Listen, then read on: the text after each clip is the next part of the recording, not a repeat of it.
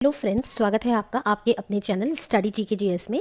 देखिए, इसमें हम असिस्टेंट प्रोफेसर से संबंधित जो भी आपके महत्वपूर्ण प्रश्न बनते हैं, जो कि आपकी अभी तक की परीक्षाओं में आए भी हैं और आने की संभावना है, उन प्रश्नों को आज हम देखने जा रहे हैं। ये आपके यूपीएचईएससी, आरपीएस और आपके जो आपका यूजीसी नेट या जेआरएफ है, इसमें ये सभी के लिए समान रूप से उपयोगी हैं। साथ में ये जो प्रश्न है, ये आपके सीटेट या टेट परीक्षा में भी बहुत महत्वपूर्ण भूमिका निभाते हैं। तो आइए देखते हैं हम इन प्रश्नों को। सबसे पहला है हमारा शिक्षण एवं शोध अभिवृत्ति। इससे संबंधित मैं प्रश्नों को लेने जा रही हूँ, तो देखिएगा। सबसे पहला प्रश्न लेते हैं, शैक्षिक दक्षता की मूल आवश्यकता है।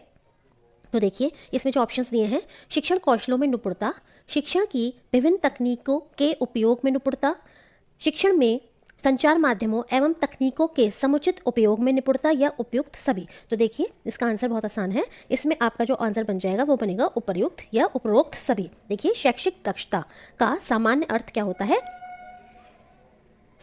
शिक्षा से संबंधित क्रियाकलापों में निपुणता प्राप्त करने से होता है।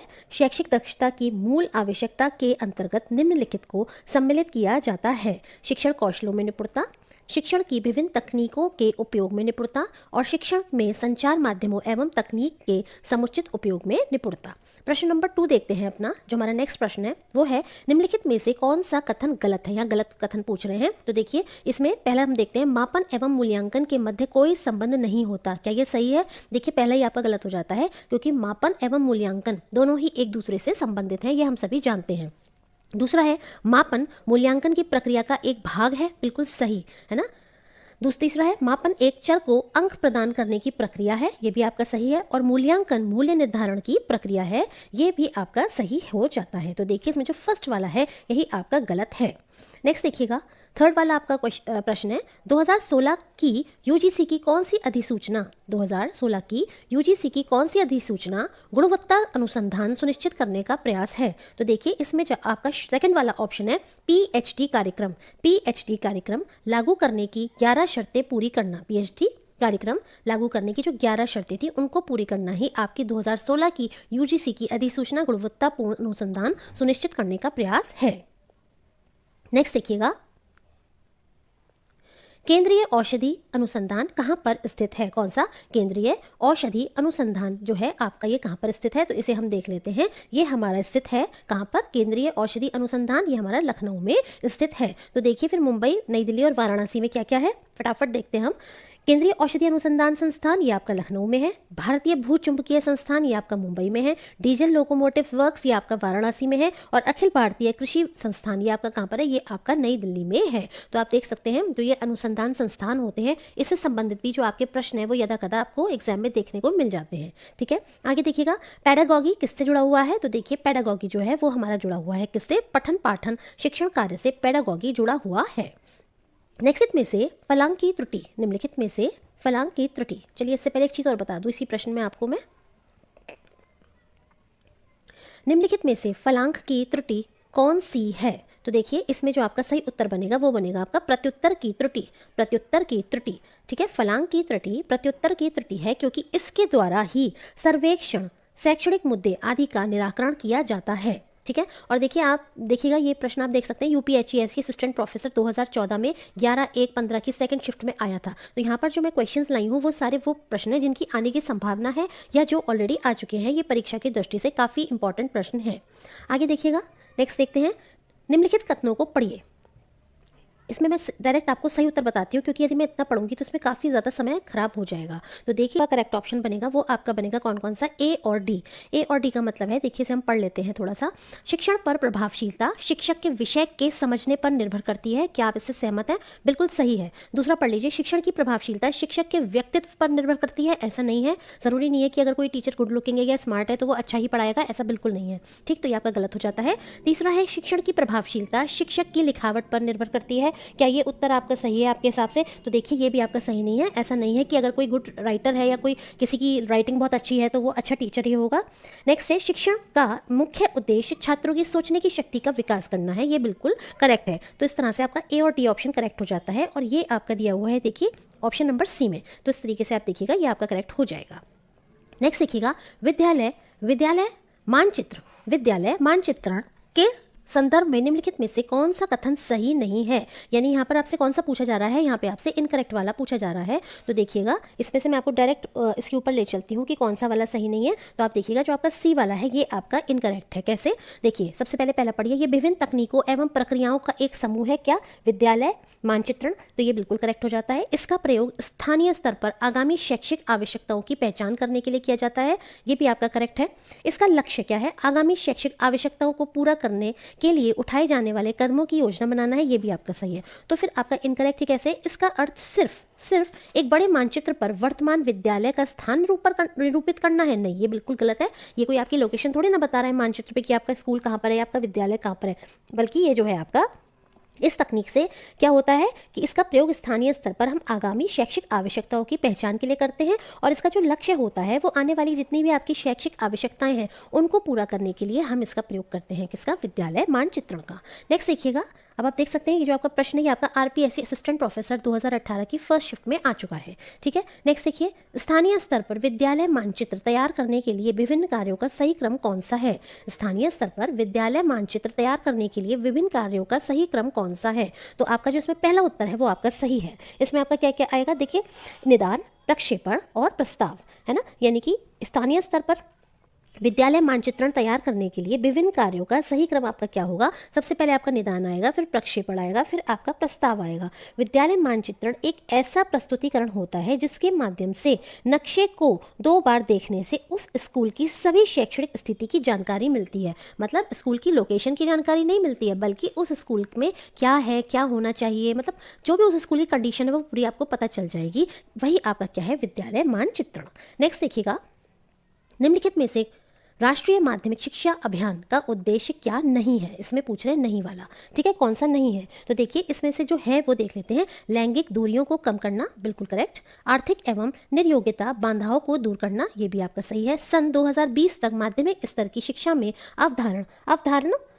सेकेंड, हाँ, अवधारण करना, ये आपका गलत है, 2020 तक नहीं है। और लास्ट है आपका उच्च माध्यमिक स्तर की शिक्षा की पहुंच सन 2017 तक करना, यानी कि ये आपका क्या है, राष्ट्रीय माध्यमिक शिक्षा सेवा अभियान का उद्देश्य कौन सा नहीं है। तो आपका सी वाला जो है वो आपका इनकरेक्ट हो जाता है, ठीक है। और देखिए ये इनकरेक्ट क्यों है, क्योंकि सन 2020 तक सभी विद्यार्थियों का विद्यालय में सार्वभौमिक अवधारण करना है, ना कि माध्यमिक स्तर पर, ठीक है। माध्यमिक स्तर पर नहीं है 2020 तक, बल्कि क्या है कि सभी विद्यार्थियों का विद्यालय में सार्वभौमिक अवधारण करना है, ठीक है। नेक्स्ट चलते हैं अपने प्रश्न नंबर 18 पर। निम्नलिखित में से किसे विद्यालय आयोजन में सम्मिलित किया जाता है। तो देखिए इसमें जो आपका करेक्ट आंसर होगा वो आपका होगा ऑप्शन नंबर सी, क्या, स्थानिक एवं जनांकिकी आयाम, ठीक है।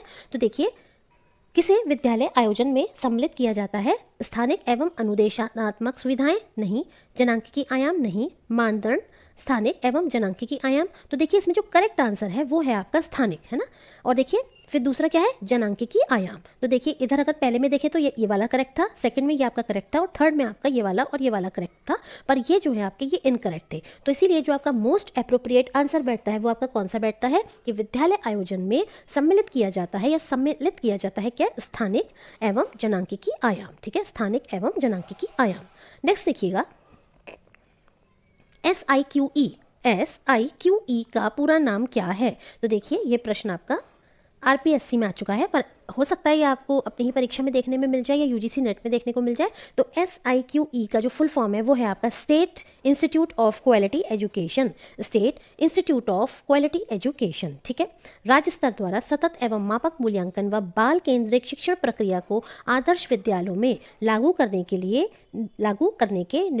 का निर्णय लिया गया, और इसके लिए ही SIQE state institute of quality education नामक प्रोग्राम प्रारंभ किया गया। आगे यशपाल समिति रिपोर्ट 1993 का विषय क्या था। तो आप देखिएगा बहुत आसान है ये, बिना बोझ के शिक्षा, बिना बोझ के सीखना।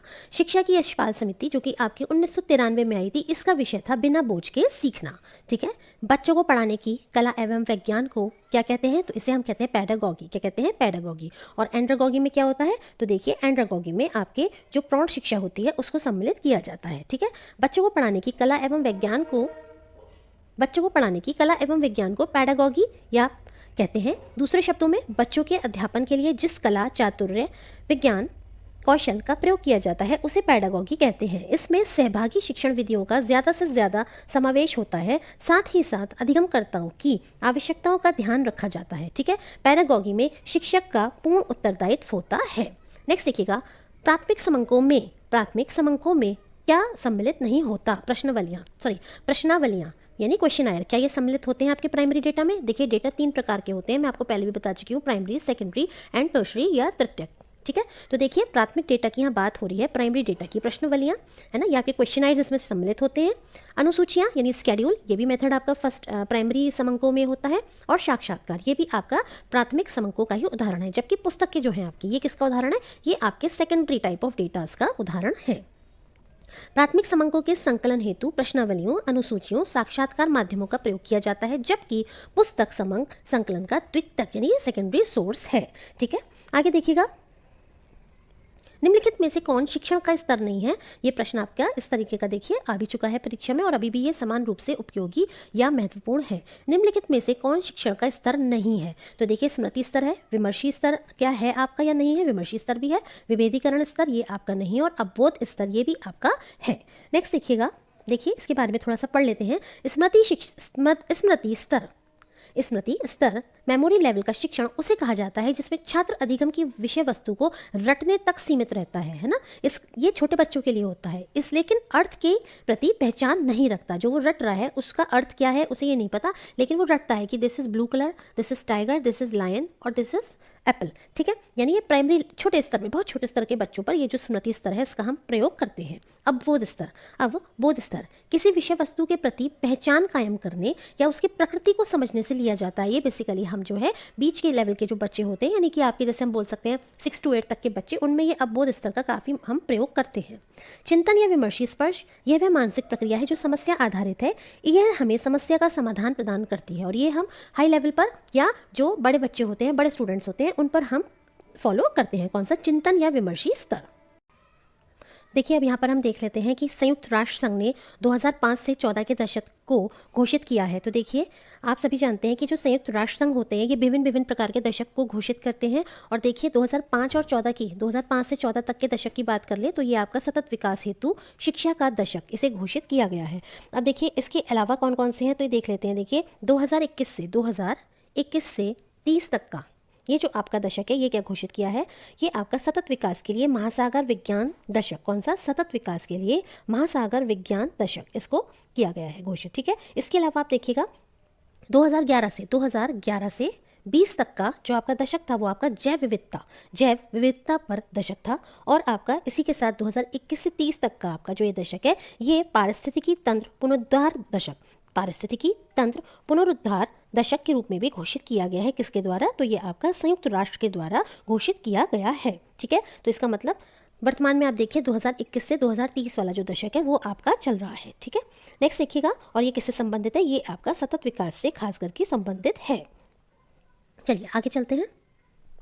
बिना बोझ के सीखना, जैसा कि मैंने आपको बताया बिना बोझ के सीखना, ये भी प्रश्न देखिए दूसरे तरीके से था कि प्रोफेसर यशपाल जो है उन्होंने क्या कंसेप्ट दिया इस तरीके से था, लेकिन अभी उल्टा है कि बिना बोझ के सीखना समिति के अध्यक्ष कौन थे? तो ये थे आपके प्रोफेसर यशपाल भारत सरकार के मानव संसाधन विकास मंत्रालय के द्वारा 1 मार्च 1992 को स्कूली शिक्षा के शैक्षिक बोझ को कम करने के तरीके सुझाने के लिए प्रोफेसर यशपाल की अध्यक्षता में एक 8 स्तरीय राष्ट्रीय सलाहकार समिति का गठन किया गया। इस समिति का विचारार्थ विषय था जीवन पर्यंत स्वाध्याय तथा कौशल विकसित करने की क्षमता के निर्माण के साथ साथ अधिगम की गुणवत्ता में सुधार करते हुए सभी स्तरों के स्कूली छात्रों विशेषकर छोटे बच्चों पर पढ़ाई के बोझ को कम करने के उपायों के बारे में सलाह देना, है ना जी। देखिए क्या था? जीवन पर्यंत स्वाध्याय तथा कौशल विकसित करने की क्षमता के निर्माण के साथ साथ अधिगम की गुणवत्ता में सुधार करते हुए सभी स्तरों के स्कूली छात्रों विशेषकर छोटे बच्चों पर पढ़ाई के बोझ को कम करने के उपायों के बारे में सलाह देना।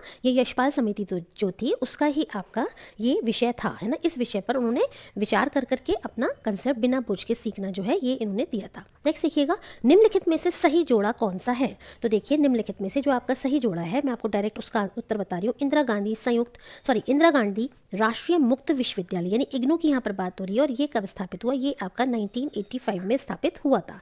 इसके अलावा यदि हम देखिए राष्ट्रीय अध्यापक शिक्षा परिषद राष्ट्रीय अध्यापक शिक्षा परिषद। तो क्या ये सितंबर 1981 में हुआ था? नहीं, ये बिल्कुल गलत है। कि आपका अगस्त, ये देखिए नीचे दिया हुआ है, अगस्त 1995 में इसका जो है स्थापना हम बोल सकते हैं। नेक्स्ट देखिए operation black board. Operation black board ये किससे रिलेटेड है आपका? क्या ये आपका वयस्क शिक्षा से रिलेटेड है? नहीं, ये आपका वयस्क शिक्षा से रिलेटेड नहीं है। फिर किससे रिलेटेड है? ये आपका प्राइमरी एजुकेशन से रिलेटेड है। प्रथम शास्त्रीय भाषा क्या कोंकणी थी? बिल्कुल गलत, कोंकणी नहीं थी, तमिल। तमिल जो है आपकी पहली शास्त्रीय भाषा है। नेक्स्ट देखिएगा कस्तूरबा गांधी बालिका विद्यालय प्रदान करते हैं। जो आपके कस्तूरबा गांधी बालिका विद्यालय हैं ये क्या प्रदान करते हैं? तो देखिएगा ये आपके प्रदान करते हैं उच्च माध्यमिक शिक्षा, उच्च माध्यमिक शिक्षा। ठीक है, कस्तूरबा गांधी बालिका विद्यालय कब स्थापित किए गए? तो देखिए इंपॉर्टेंट है आपका 2006-7 में भारत सरकार द्वारा बालिका शिक्षा को बढ़ावा देने वाली आवासीय, ये आवासीय रेजिडेंशियल विद्यालयों की एक श्रृंखला के तहत प्रारंभ किए गए। इसके तहत बालिकाओं को 12वीं तक की, कब तक की? 12वीं तक की हॉस्टल सुविधा युक्त शिक्षा, है ना, उच्च माध्यमिक शिक्षा प्रदान की जाती है। किनको? बालिकाओं को। तो देखिए कुछ बातें निकल के आ गई यहाँ पर। एक तो ये कि 2006-7 में स्थापित किए गए, दूसरा ये गर्ल्स के लिए है, तीसरा ये 12वीं तक की पढ़ाई कराते हैं, चौथा इनमें हॉस्टल यानी आवासीय सुविधा उपलब्ध है गर्ल्स के लिए, और इसका जो खर्च है वो केंद्र में और राज्य में इसकी भागीदारी होती है। केंद्र 75% उठाता है और राज्य 25% के अनुपात से इसका जो व्यय है वो करता है इसके ऊपर। नेक्स्ट देखिएगा निम्नलिखित में से कौन सा कथन विद्यालय प्रबंधन समिति के बारे में सत्य नहीं है? नहीं है यानी इनकरेक्ट है। किसके बारे में? विद्यालय प्रबंधन समिति की यहाँ पर बात हो रही है। तो देखिए इसमें जो इनकरेक्ट है मैं आपको डायरेक्ट बता दे रही हूँ। आपका 4th ऑप्शन इनकरेक्ट है। क्या? अध्यापक प्रशिक्षण की योजना तैयार करना, है ना, ये आपका विद्यालय जो आपकी प्रबंधन समिति होती है उसका काम नहीं होता है। तो किसका होता है? टीचर खुद ही तो करता है ये काम। चलिए अब देखिए करेक्ट कौन कौन से विद्यालय प्रबंधन समिति के बारे में? विद्यालय के पड़ोस में लोगों को बालकों से अधिकारों के विषय में सरल तरीके से बताना, नामांकन व उपस्थिति को सुनिश्चित करना, विद्यालय में मध्याह्न भोजन यानी मिड डे मील योजना का प्रबंध करना। बिल्कुल करेक्ट। ठीक है, ये आपका विद्यालय प्रबंध समिति के अंतर्गत आएगा। नेक्स्ट देखिएगा शिक्षा का अधिकार अधिनियम। शिक्षा का अधिकार अधिनियम 2009 में अध्यापकों के लिए न्यूनतम कार्य घंटे प्रति सप्ताह कितने वर्णित हैं? किसमें पूछ रहे हैं? 2009 में। तो देखिए अध्यापकों के लिए 45 टीचिंग आवर्स जो हैं वो निर्धारित किए गए हैं आपके शिक्षा का अधिकार अधिनियम 2009 के तहत। ठीक है, और आप देखिएगा ये राष्ट्र स्तर पर है। और दूसरी बात यह है इसमें क्या है? 45 घंटे शिक्षण एवं तैयारी के घंटों का प्रावधान है। ठीक है, और आप देखिए ये जो है आपका निःशुल्क एवं अनिवार्य शिक्षा अधिनियम RTE 2009 1 अप्रैल 2010 से लागू हुआ, है ना, और ये मौलिक अधिकार का इसे दर्जा प्रदान करते हुए संपूर्ण देश में लागू कर दिया गया है। बहुत इंपॉर्टेंट है। इसे संविधान संशोधन अधिनियम कौन सा? 2020 के द्वारा अनुच्छेद 21A में इसे जोड़ा गया। ठीक है, ये आपका बहुत ही इंपॉर्टेंट है क्योंकि पूरा एजुकेशन से रिलेटेड है। शिक्षा का अधिकार अधिनियम 2009 के मान व मानकों के अनुसार, ठीक है, देखिए शिक्षा का अधिकार अधिनियम 2009 के मानकों के अनुसार प्राथमिक स्तर यानी कक्षा 1 से 5 तक के 200 छात्रों के लिए शिक्षकों की संख्या क्या होगी? तो ये आपकी होगी देखिएगा 6। ठीक है, किसके अनुसार है आपका? शिक्षा का अधिकार अधिनियम, और प्राइमरी लेवल पर ये पूछ रहे हैं क्लास 1 to 5 के लिए। ठीक है, नेक्स्ट देखिएगा निम्नलिखित विशेषताओं में से कौन सी शिक्षण के अवबोध, ध्यान से पढ़िएगा, शिक्षण के अवबोध स्तर का वर्णन करती है? तो देखिए इसमें हमारे कुछ पॉइंट्स दिए हुए हैं, तो इसके अनुसार जो आपका करेक्ट आंसर है मैं आपको वो बताती हूँ डायरेक्टली। देखिए इसमें आपका जो ऑप्शन नंबर बी और डी है वो करेक्ट है। किसके बारे में हम बात कर रहे हैं? अवबोध स्तर के बारे में बात कर रहे हैं। तो देखिए गिविंग नहीं, यहाँ से लेते हैं, अवधारणाओं की व्याख्या के लिए अधिक संख्या में सकारात्मक एवं नकारात्मक उदाहरण देना। अवधारणाओं की व्याख्या के लिए हम नेगेटिव या पॉजिटिव इलिस्ट्रेशंस देते हैं। ये हम किस में देते हैं? ये हम अवबोध स्तर में देते हैं। मैं आपको ये सब बता चुकी हूँ, जो मेरी मॉर्निंग की वीडियोस आती हैं उसमें मैं सब बता चुकी हूँ। नेक्स्ट हमारा तथ्यों के बीच संबंधों के अवलोकन को प्रोन्नत करने में सहायता करना या सहायक होना। तथ्यों के बीच संबंधों के अवलोकन को प्रोन्नत करने में सहायक होना। तो ये जो दो हैं आपके, ये दोनों आपके अवबोध स्तर से संबंधित हैं। देखिए शिक्षा का जो अवबोध स्तर होता है, आइए नीचे पढ़ लेते हैं। देखिए शिक्षा का अवबोध स्तर शिक्षण के स्मृति स्तर से उच्च होता है ना, बीच में आता है ये स्मृति स्तर और आपका जो विमर्शी स्तर होता है उसके। देखिए शिक्षण के स्मृति स्तर से उच्च होता है। यह अधिगमकर्ता के संज्ञानात्मक योग्यता को बढ़ाता है। यह शिक्षक और विद्यार्थी के लिए अवसर उपलब्ध कराता है। शिक्षण के इस स्तर में चीज़ों को उदाहरण है ना, इलिस्ट्रेशंस के द्वारा समझाया जाता है। मे बी वो पॉजिटिव इलिस्ट्रेशंस हो या नेगेटिव इलिस्ट्रेशंस हो, है ना, यानी कि आपके चाहे वो सकारात्मक उदाहरण हो या आपके नकारात्मक उदाहरण हो। तथा ये पारस्परिक व्यवहार का गुण भी विकसित करता है जो शिष्यों में सहयोग की भावना को बढ़ाता है। नेक्स्ट देखते हैं, in which level of teaching the teacher's role is more active rather than being interactive. देखिए, शिक्षण के कौन से स्तर पर अध्यापक की भूमिका अंतः क्रियात्मक होने के बजाय अधिक सक्रिय, यानी अधिक सक्रिय किस में होती है? तो देखिए, इसका जो आपका सही उत्तर है वो आपका हो जाएगा, ये देखिएगा, मेमोरी लेवल। मेमोरी लेवल, स्मृति स्तर, इस पे आप जानते हैं कि टीचर का जो रोल होता है वो बहुत ज़्यादा इंपॉर्टेंट होता है और बच्चों का जो रोल है वो बहुत कम होता है, किसमें? स्मृति स्तर पे। ठीक है, ये देखिए, शिक्षण के स्मृति स्तर पर अध्यापक की भूमिका अंतः क्रियात्मक होने के बजाय कैसी होती है? अधिक सक्रिय होती है। इस स्तर पर शिक्षण अधिगम प्रक्रिया मूलतः उद्दीपन प्रक्रिया पर आधारित होती है। नेक्स्ट देखिएगा, what is the hallmark of reflective teaching? What is the hallmark of reflective teaching? विमर्शी शिक्षण की विशिष्ट पहचान क्या है? तो इसका जो आपका सही उत्तर है वो आपका बनेगा option number A, clear, organised and well structured content, means स्पष्ट, संगठित और सुसंरचित विषय वस्तु। ये आपकी किसका है? रिफ्लेक्टिव टीचिंग जो है उसकी खास पहचान होती है। देखिए, नीचे देख लेते हैं इसके बारे में और। चिंतनशील शिक्षण का, चिंतनशील शिक्षण का अग्रसारित करके या को अग्रसारित करके उच्च स्तर पर लाने के लिए प्रयोग किया जाता है।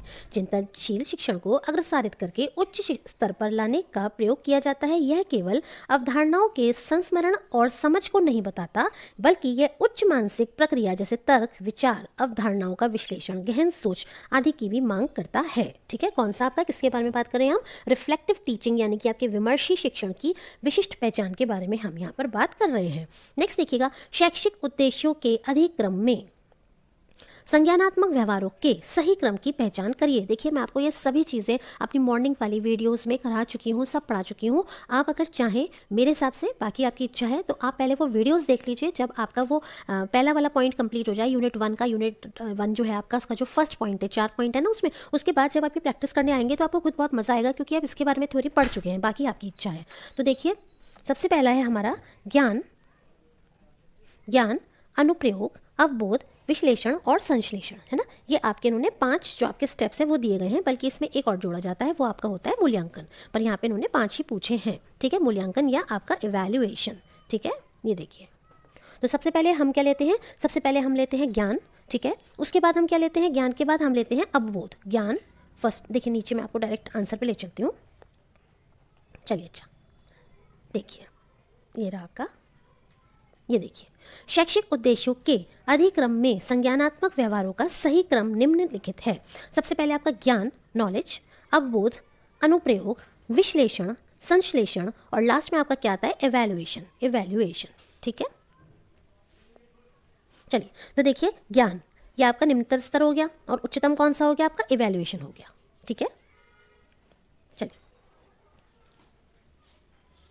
Facts and information get focused in which level of teaching? या निम्नलिखित में से किस स्तर के शिक्षण में तथ्य और सूचना पर विशेष बल दिया जाता है? तो देखिए, ये हमारा दिया जाता है किस पर? मेमोरी लेवल की शिक्षण पर। मेमोरी लेवल की जो टीचिंग होती है उसमें हमारा शिक्षण में तथ्य और सूचना पर विशेष बल दिया जाता है। स्मृति स्तर के जो आपका शिक्षण होता है उस पर, क्योंकि इसमें क्या होता है, बच्चे रटकर सीखते हैं ना।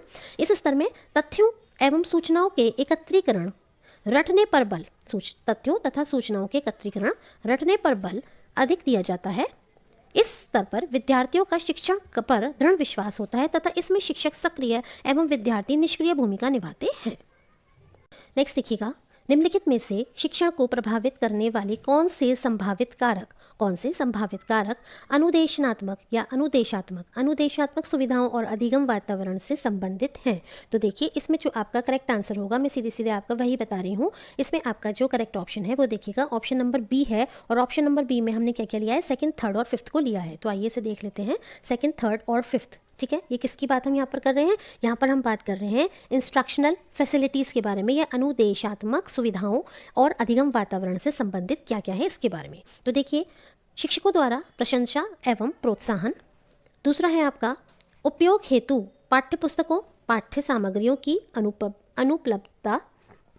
ये आपका सही हो जाता है ना, अनुपलब्धता की क्योंकि बात हो रही है ना। और इसमें क्या कह रहे हैं कि निम्नलिखित में से शिक्षण को प्रभावित करने वाले कौन से संभावित कारक अनुदेशात्मक सुविधाओं और अधिगम वातावरण से संबंधित हैं? तो देखिए, अधिगम वातावरण से और आपके अनुदेशात्मक सुविधाओं से कौन कौन से संबंधित हैं? तो इसमें आपका उपयोग हेतु पाठ्यपुस्तकों, पाठ्य सामग्रियों की अनुपलब्धता।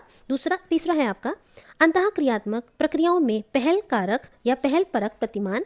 क्या ये आपका है इसमें? तो देखिएगा, इसमें आपका जो ये वाला ऑप्शन है ये आपका हाँ, ये भी आपका सही हो जाएगा। नेक्स्ट है आपका उच्च योग्य शिक्षकों की कमी। फिर है आपका स्मार्ट क्लासेस की उपलब्धता। तो देखिए इसमें आपका जो सेकंड वाला है और जो थर्ड वाला है और साथ में आपका जो फिफ्थ वाला है ये आपके करेक्ट हैं, है ना। ठीक है, और ये वाले जो दोनों ऑप्शंस हैं ये आपके नहीं आएंगे। ठीक है, नेक्स्ट देखिएगा।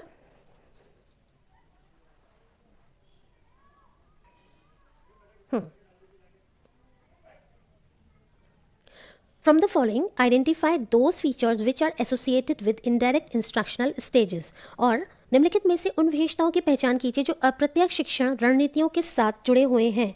किसकी बात हो रही है? अप्रत्यक्ष, इनडायरेक्ट इंस्ट्रक्शनल स्ट्रैटेजीज के साथ कौन कौन से जुड़े हुए हैं। तो देखिएगा इसमें आपका जो करेक्ट आंसर हो जाएगा वो हो जाएगा आपका ऑप्शन नंबर बी। और इसमें देखिए क्या क्या ऑप्शन आपके आएंगे। निर्देशित विद्यार्थी अभ्यास, ये आपका करेक्ट हो जाएगा। दूसरा है आपका प्रश्नोत्तरी सत्रों के माध्यम से अवधारणा अर्जन पर बल, प्रश्नोत्तरी सत्रों के माध्यम से अवधारणा अर्जन पर बल। और तीसरा आपका है उद्दीपक सामग्री को लघु एवं सरल पदों में प्रस्तुत करना, उद्दीपक सामग्री को लघु एवं सरल पदों में प्रस्तुत करना। ये आपका सब क्या है? इनडायरेक्ट इंस्ट्रक्शनल स्ट्रैटेजीज के उदाहरण हैं। देखिए मैं आपको एक चीज़ बताना चाहूँगी कि जो आपका ये पेपर बनते हैं असिस्टेंट प्रोफेसर के, इनमें काफ़ी हद तक संभावना रहती है कि जो आपका यूजीसी के द्वारा नेट या जेआरएफ आदि की परीक्षाओं में पूछा गया है वही क्वेश्चंस आपको काफ़ी इस पर देखने को मिल जाएंगे। ठीक है, और देखिए पहले काफ़ी ईजी लेवल के क्वेश्चंस आते थे कि पैडागॉगी क्या है ना, लेकिन अभी वो चीज़ें नहीं वर्क करेंगी। अभी क्या है, थोड़ा सा परीक्षा का स्तर भी, कंपटीशन बढ़ रहा है, परीक्षा का स्तर भी बढ़ रहा है, तो हमें भी अपना थोड़ा स्तर बढ़ाना पड़ेगा। और देखिए ये तो आपका टॉपिक से संबंधित ही क्वेश्चन है जो इसमें दिए गए हैं। तो देखिए इसका जो उत्तर आपका है 1, 2 और 3 ये तीनों ही आपके करेक्ट हो जाते हैं। नेक्स्ट प्रश्न देखिएगा, शिक्षण में किस स्तर में संरचना, निर्देशन और विद्यार्थियों के व्यवहार का निकट से पर्यवेक्षण करने की गतिविधियों की प्रबलता होती है। देखिए ध्यान से वर्ड को आपको पकड़ना है, निकट से पर्यवेक्षण आप कौन से स्तर पे करेंगे? स्मृति स्तर पे ही तो करेंगे।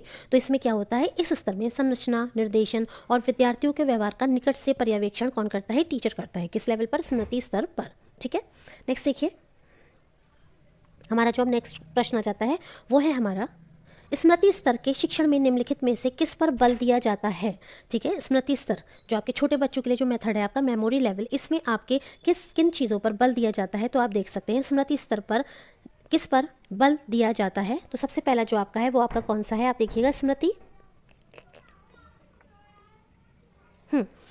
सोच एवं विचार को व्यवस्थित करना। क्या आपका ये सही है? बिल्कुल सही है, सोच एवं विचार को व्यवस्थित करना। दूसरा है आपका तथ्यों के मध्य संबंध देखना। नहीं, संबंध हम कहाँ देखते हैं? ये तो हम अबोध स्तर पर देखते हैं ना संबंध, तो ये आपका गलत हो जाता है। द्रुत प्रत्यास्मरण में सहायता हेतु व्यवस्थित प्रस्तुतियों पर, बिल्कुल करेक्ट है ना। नेक्स्ट है आपका समीक्षात्मक चिंतन पर, समीक्षा करते हैं जो चिंतन है वो सिखाया जाता है या वो बच्चों से कराया जाता है? बिल्कुल नहीं, ये तो हाई लेवल पर आ गया आपका। तथ्यों को सही क्रम में लगाने की निपुणता, क्या ये आपका सही है? बिल्कुल सही है ना। ए के बाद बी, बी के बाद सी, सी के बाद डी, है ना। एक विशेषता की दूसरी विशेषता में पृथकीकरण, क्या ये होता है? नहीं, ये भी नहीं होता है। ये भी आपका छोटे बच्चों के लिए बिल्कुल भी कारगर नहीं है। तो आपका जो ये है आपका ए और आपका सी और आपका ई, ये आपके करेक्ट ऑप्शन हो जाएंगे। तो इस हिसाब से आप देख सकते हैं ए, सी और ई आपका बी ऑप्शन में दिया गया है। आइए चेक कर लेते हैं एक बार। हाँ देखिए बिल्कुल करेक्ट है, बी है ना। नेक्स्ट देखिएगा, इसके बारे में यदि आप थोड़ा सा पढ़ना चाहें तो मैं बता देती हूँ। देखिए शिक्षण के स्मृति स्तर के प्रमुख प्रस्तावक कौन थे? देखिए हमने पढ़ा है हर्बर्ट, पढ़ा है ना हमने हर्बर्ट। तो देखिए जॉन फ्रेडरिक हर्बर्ट है ना। स्मृति स्तर मेमोरी लेवल की बात हो रही है। यह शिक्षण अधिगम प्रक्रिया का पहला चरण होता है, हम सभी जानते हैं। यह तथ्यों को रटने और अभ्यास करने के लिए प्रेरित करता है। इस स्तर के शिक्षण में सूझबूझ का अभाव होता है। क्या ये सही है? बिल्कुल सही बात है। बच्चों की अपने विचारों की, छोटे बच्चे होते हैं, इतनी ज़्यादा उनमें सूझबूझ विकसित करने का इसका लक्ष्य नहीं होता है। और इस स्तर पर अभिप्रेरणा का स्तर भी न्यूनतम होता है। ठीक है, अभिप्रेरणा यानी कि मोटिवेशन का जो स्तर होता है वो भी कैसा होता है? न्यूनतम होता है बच्चों में। ठीक है, नेक्स्ट देखिएगा, किस स्तर पर निम्नतर स्तर के अधिगम परिणामों पर ध्यान केंद्रित किया जाता है ना। ये भी आपका फिर से मेमोरी लेवल का ही क्वेश्चन आ जाता है। आप देखिए किस स्तर पर निम्नतर स्तर के अधिगम परिणामों पर ध्यान केंद्रित किया जाता है। निम्नतर पूछा ना, तो लोअर लेवल तो आपका स्मृति लेवल ही होता है ना। देखिए प्रश्न पढ़ते वक्त थोड़ा सा वर्ड्स को पकड़िएगा तो आपको आराम से उत्तर मिल जाएगा। ठीक है, कक्षा शिक्षण में स्मृति स्तर में निम्नतर स्तर के अधिगम परिणामों पर ध्यान केंद्रित किया जाता है। शिक्षण का मुख्य उद्देश्य अधिगम होता है। एक शिक्षक विषय वस्तु को निम्नलिखित 3 स्तरों के माध्यम से छात्रों तक पहुंचाता है। कौन कौन से स्तर है वो? देखिए स्मृति स्तर, अवबोध स्तर और चिंतन स्तर। ये देखिए आप इसका ट्राइंगल देख सकते हैं, है ना। ये ट्राइंगल बनाया हुआ है आपका, इसमें ऊपर आपका चिंतन स्तर है, नीचे आपका अवबोध स्तर है, और सबसे नीचे जो निम्नतर स्तर है वो आपका कौन सा है, स्मृति या आपका मेमोरी लेवल है। ठीक है, आगे देखिएगा स्मृति स्तर के बारे में और आवश्यक महत्वपूर्ण जानकारियां जो है उन्हें देख लेते हैं। शिक्षण के स्मृति स्तर के प्रमुख प्रस्तावक हर्वर्ड थे, अभी मैंने आपको ऊपर भी बताया था। यह शिक्षण अधिगम प्रक्रिया का पहला चरण है, बिल्कुल करेक्ट। जब बच्चा पढ़ना शुरू करता है सबसे पहले स्मृति स्तर से ही उसकी शुरुआत होती है। यह तथ्यों के रटने और अभ्यास करने के लिए प्रेरित करता है।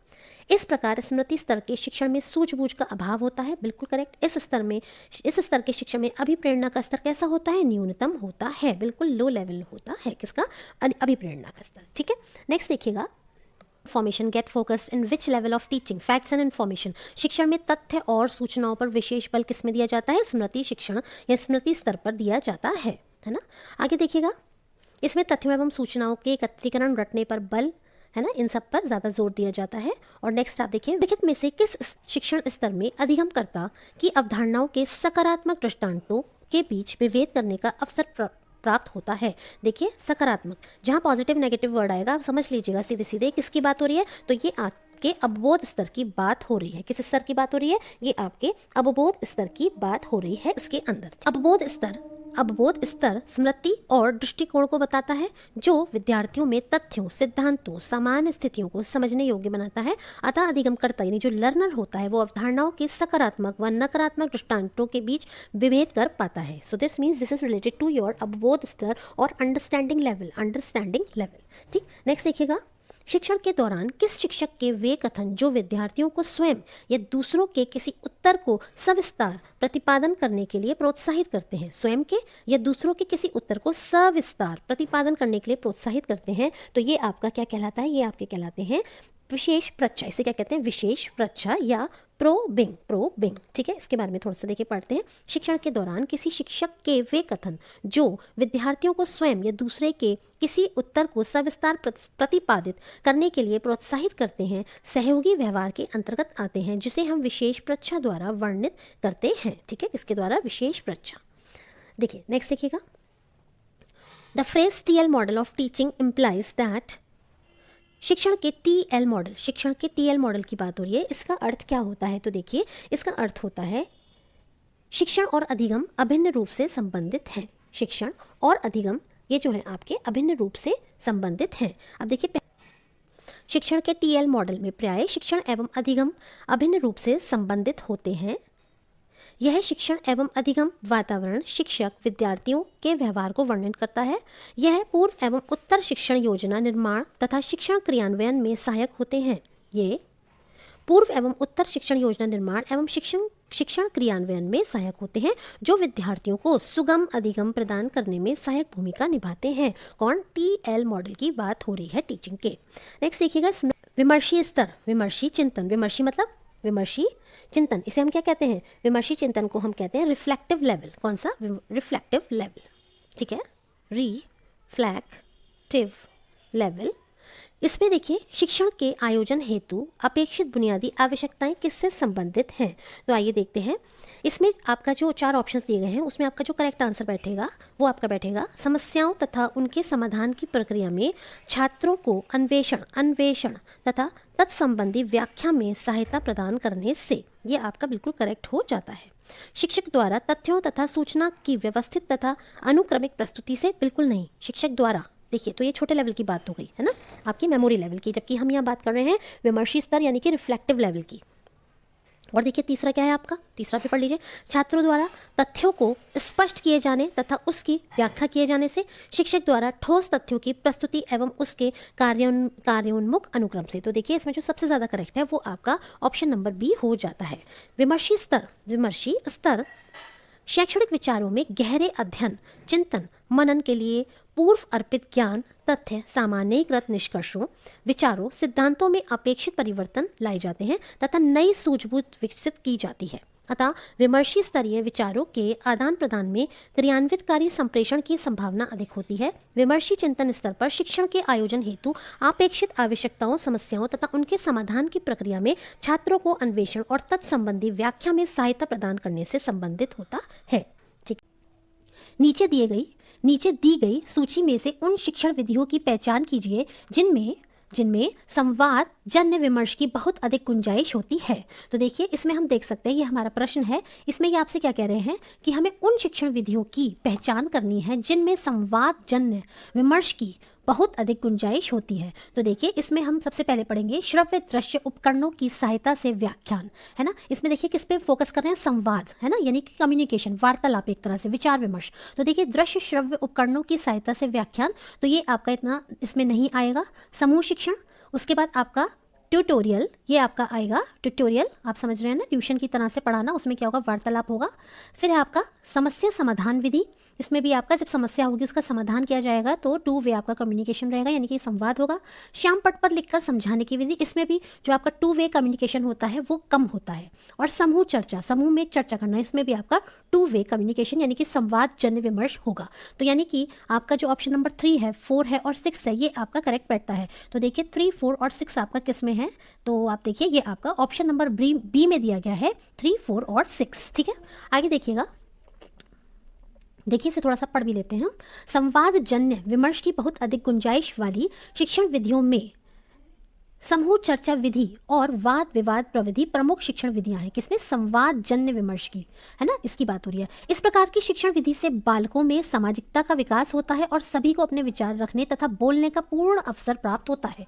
अभिव्यक्ति के अवसर मिलने के साथ साथ स्वतंत्र एवं ज्ञानवर्धक चर्चा होने से विषय में स्पष्टता आती है तथा प्रश्नगत प्रविधि में निम्नलिखित विधियां इसके अंतर्गत सम्मिलित हैं, ट्यूटोरियल, समस्या समाधान विधि और समूह चर्चा विधि। और यदि इसमें वाद विवाद प्रविधि होती तो ये भी आपकी इसमें सम्मिलित होती।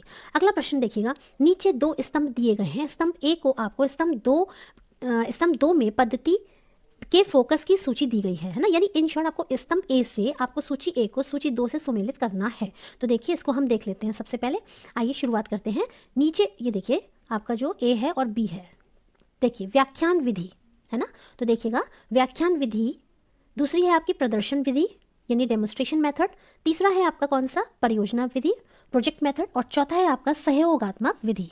तो देखिए हम ऑप्शंस पढ़ लेते हैं। किसी कार्य को प्रतिभागपरता पर जोर देना, किसी कार्य से प्रतिभागपरता पर जोर देना, अनुगम आधारित अधिगम, अनुभव आधारित अधिगम दूसरा आपका हो गया, तीसरा आपका हो गया बहुत अधिक ज्ञान प्रदान करना, और चौथा हो गया विद्यार्थी विभिन्न कार्यकलाप एक साथ निष्पादित करते हैं और सीखते हैं। तो देखिए इसमें जो आपका मिलान हम करेंगे, तो आइए करते हैं मिलान।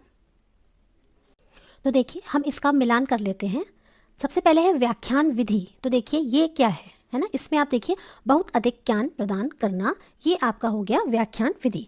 दूसरा आपका क्या है, दूसरा आपका प्रदर्शन विधि। प्रदर्शन विधि में आपका क्या आएगा, तो इसमें आपका आएगा अनुभव आधारित अधिगम, अनुभव, क्योंकि प्रदर्शन किया जा रहा है तो आप अनुभव कर रहे हैं किसी चीज़ का, आप देख रहे हैं।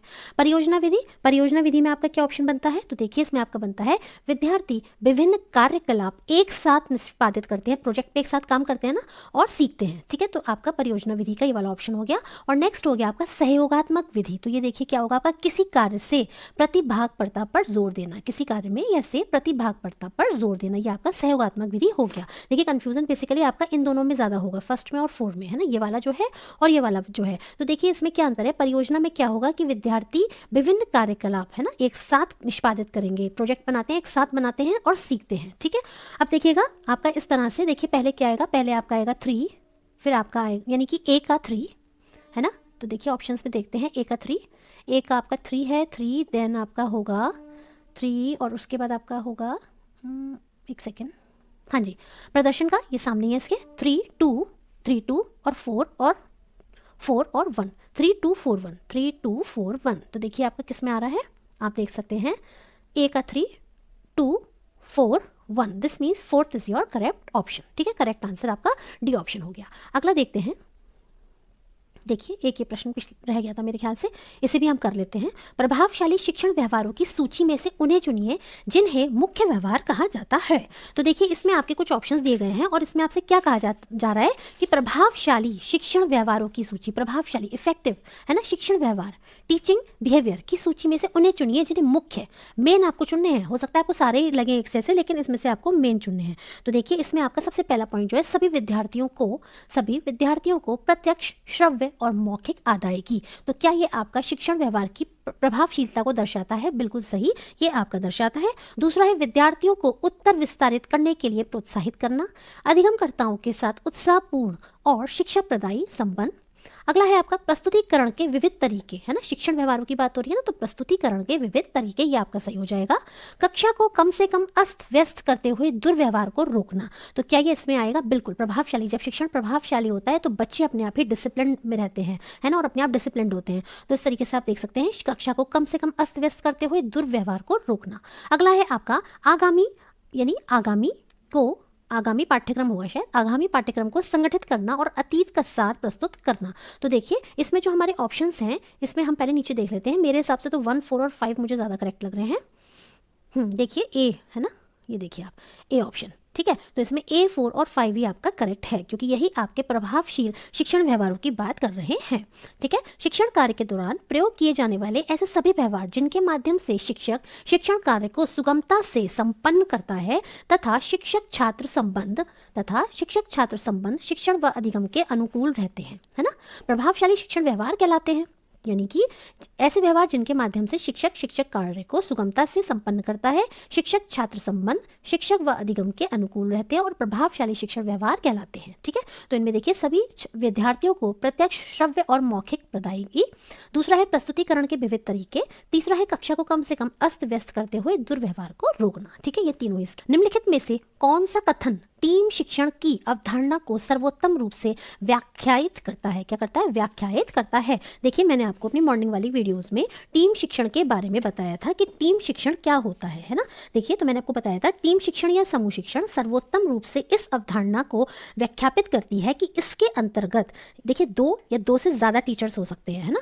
और देखिए इसमें क्या होता है, वो अपनी विशेषता, है ना, या विशेषज्ञता कहना चाहिए, उसके अनुसार कक्षा में पढ़ाते हैं। जैसे मैंने आपको कल उदाहरण देके बताया था अपनी वीडियोज़ में कि मान लीजिए एक ही क्लास में 4 टीचर पढ़ा रहे हैं, कोई साइंस पढ़ा रहा है, कोई मैथ्स पढ़ा रहा है और कोई आपका हिंदी पढ़ा रहा है, कोई विज्ञान पढ़ा रहा है ना, या आपका सोशल्स पढ़ा रहा है। तो वो जिस सब्जेक्ट में ट्रेंड है ना, या जिस सब्जेक्ट में उनको अपने विषय में विशेषज्ञता है, उसके आधार पर उसके हिसाब से वो क्लास में पढ़ा रहे हैं। तो यही आपका एक टीम शिक्षण का उदाहरण है। तो देखिए अब हम इसे देख लेते हैं। निम्नलिखित में से कौन सा कथन टीम शिक्षण की अवधारणा को सर्वोत्तम रूप से व्याख्यायित करता है? तो देखिए इसमें आपका सी ऑप्शन जो है, मैं डायरेक्ट ऑप्शन बोल रही हूँ, 2 या अधिक अध्यापक अपनी विशेषता के अनुसार एक ही कक्षा को पढ़ाने की योजना बनाते हैं और पढ़ाते हैं, ठीक है। बहुत आसान हो गया।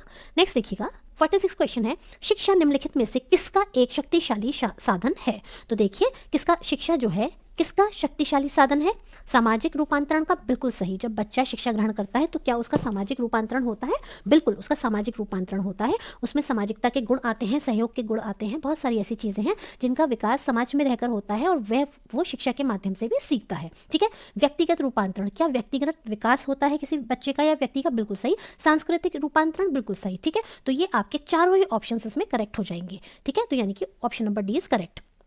शिक्षा सामाजिक, व्यक्तिगत, सांस्कृतिक रूपांतरण का शक्तिशाली साधन होता है। शिक्षा के द्वारा व्यक्ति अपने व्यक्तित्व का विकास करता है, एक अच्छा नागरिक बनकर समाज तथा देश के विकास में अपना महत्वपूर्ण योगदान देता है। शिक्षित समाज से ही अच्छी संस्कृति का निर्माण होता है, ठीक है।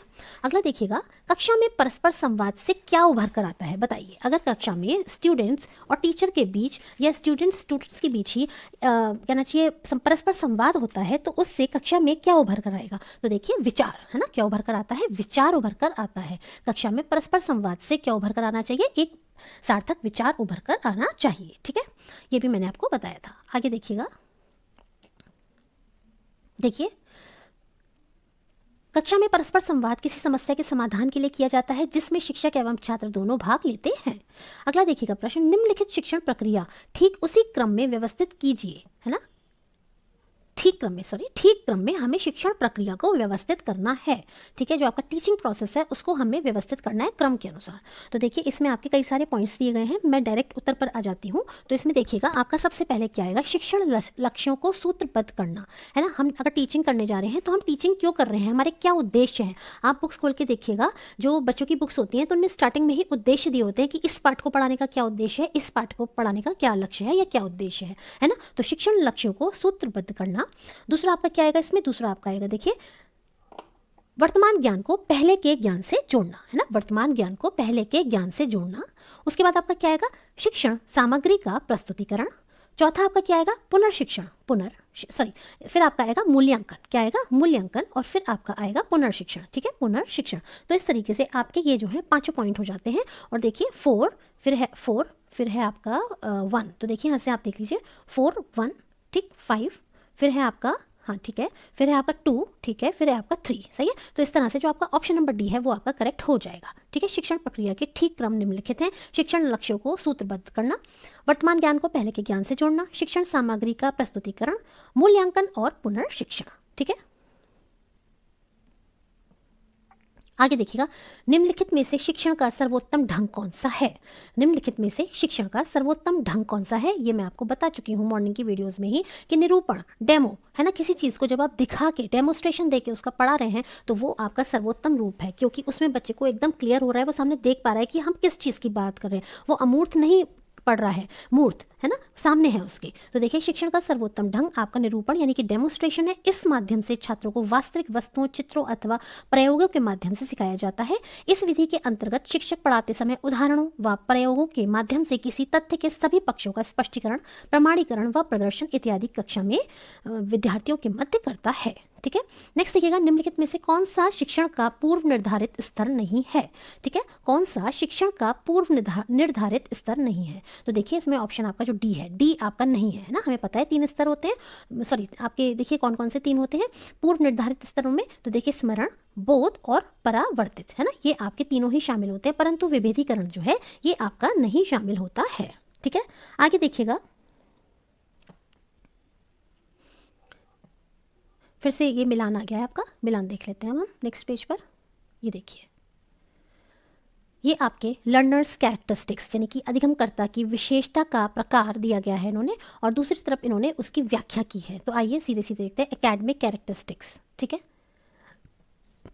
चलिए, तो अकादमिक विशेषताएं, दूसरा है आपका सोशल कैरेक्टरिस्टिक्स, पहले हम इनको ही देख लेते हैं। तो देखिएगा इसमें आपका अकादमिक विशेषताएं, ये आपका किससे संबंधित है, तो आप देखिएगा अधिगमकर्ता आवश्यकता पड़ने पर अपने पाठ्यक्रम में विभिन्न तथ्यों का चयन करता है। अधिगमकर्ता आवश्यकता पड़ने पर अपने पाठ्यक्रम में विभिन्न तथ्यों का चयन करता है, ये आपका एकेडमिक कैरेक्टरिस्टिक्स से रिलेटेड है। सामाजिक विशेषताएं, तो सामाजिक विशेषताओं में आपका क्या आएगा, देखिए इसमें आपका, नीचे चलते हैं, अधिगमकर्ता समकक्षियों के टीम मेंबर के रूप में कार्य करता है, टीम मेंबर है ना, यानी कि सामाजिक विशेषता हो गई ना। आगे देखिएगा, नेक्स्ट है आपका भावनात्मक, तो यानी कि इमोशनल। तो यहाँ पर क्या आएगा, अधिगमकर्ता, ये देखिए अधिगमकर्ता अपनी कक्षा के सदस्यों की पसंद और नापसंद की दृष्टि से व्यक्तिगत मतभेदों को सम्मान देना शुरू कर देता है ना। तो ये आप एक तरह से देखिए आपकी भावनात्मक विशेषताओं में आएगा कि दूसरे की पसंद और नापसंद को भी व्यक्तिगत मतभेदों को सम्मान देना शुरू कर देना, ठीक है। और लास्ट है आपका संज्ञानात्मक विशेषता, तो इसमें आपका कौन सा आएगा, तो देखिए इसमें आपका पहला वाला आएगा, अधिगमकर्ता संबंधित संदेशों को सही रूप से संकेतन और विसंकेतन करता है ना। अधिगमकर्ता जो लर्नर है वो संबंधित संदेशों को सही रूप से आपका समझता है, या हम कह सकते हैं कि कोडिंग और डिकोडिंग एक तरह से करता है, ठीक है।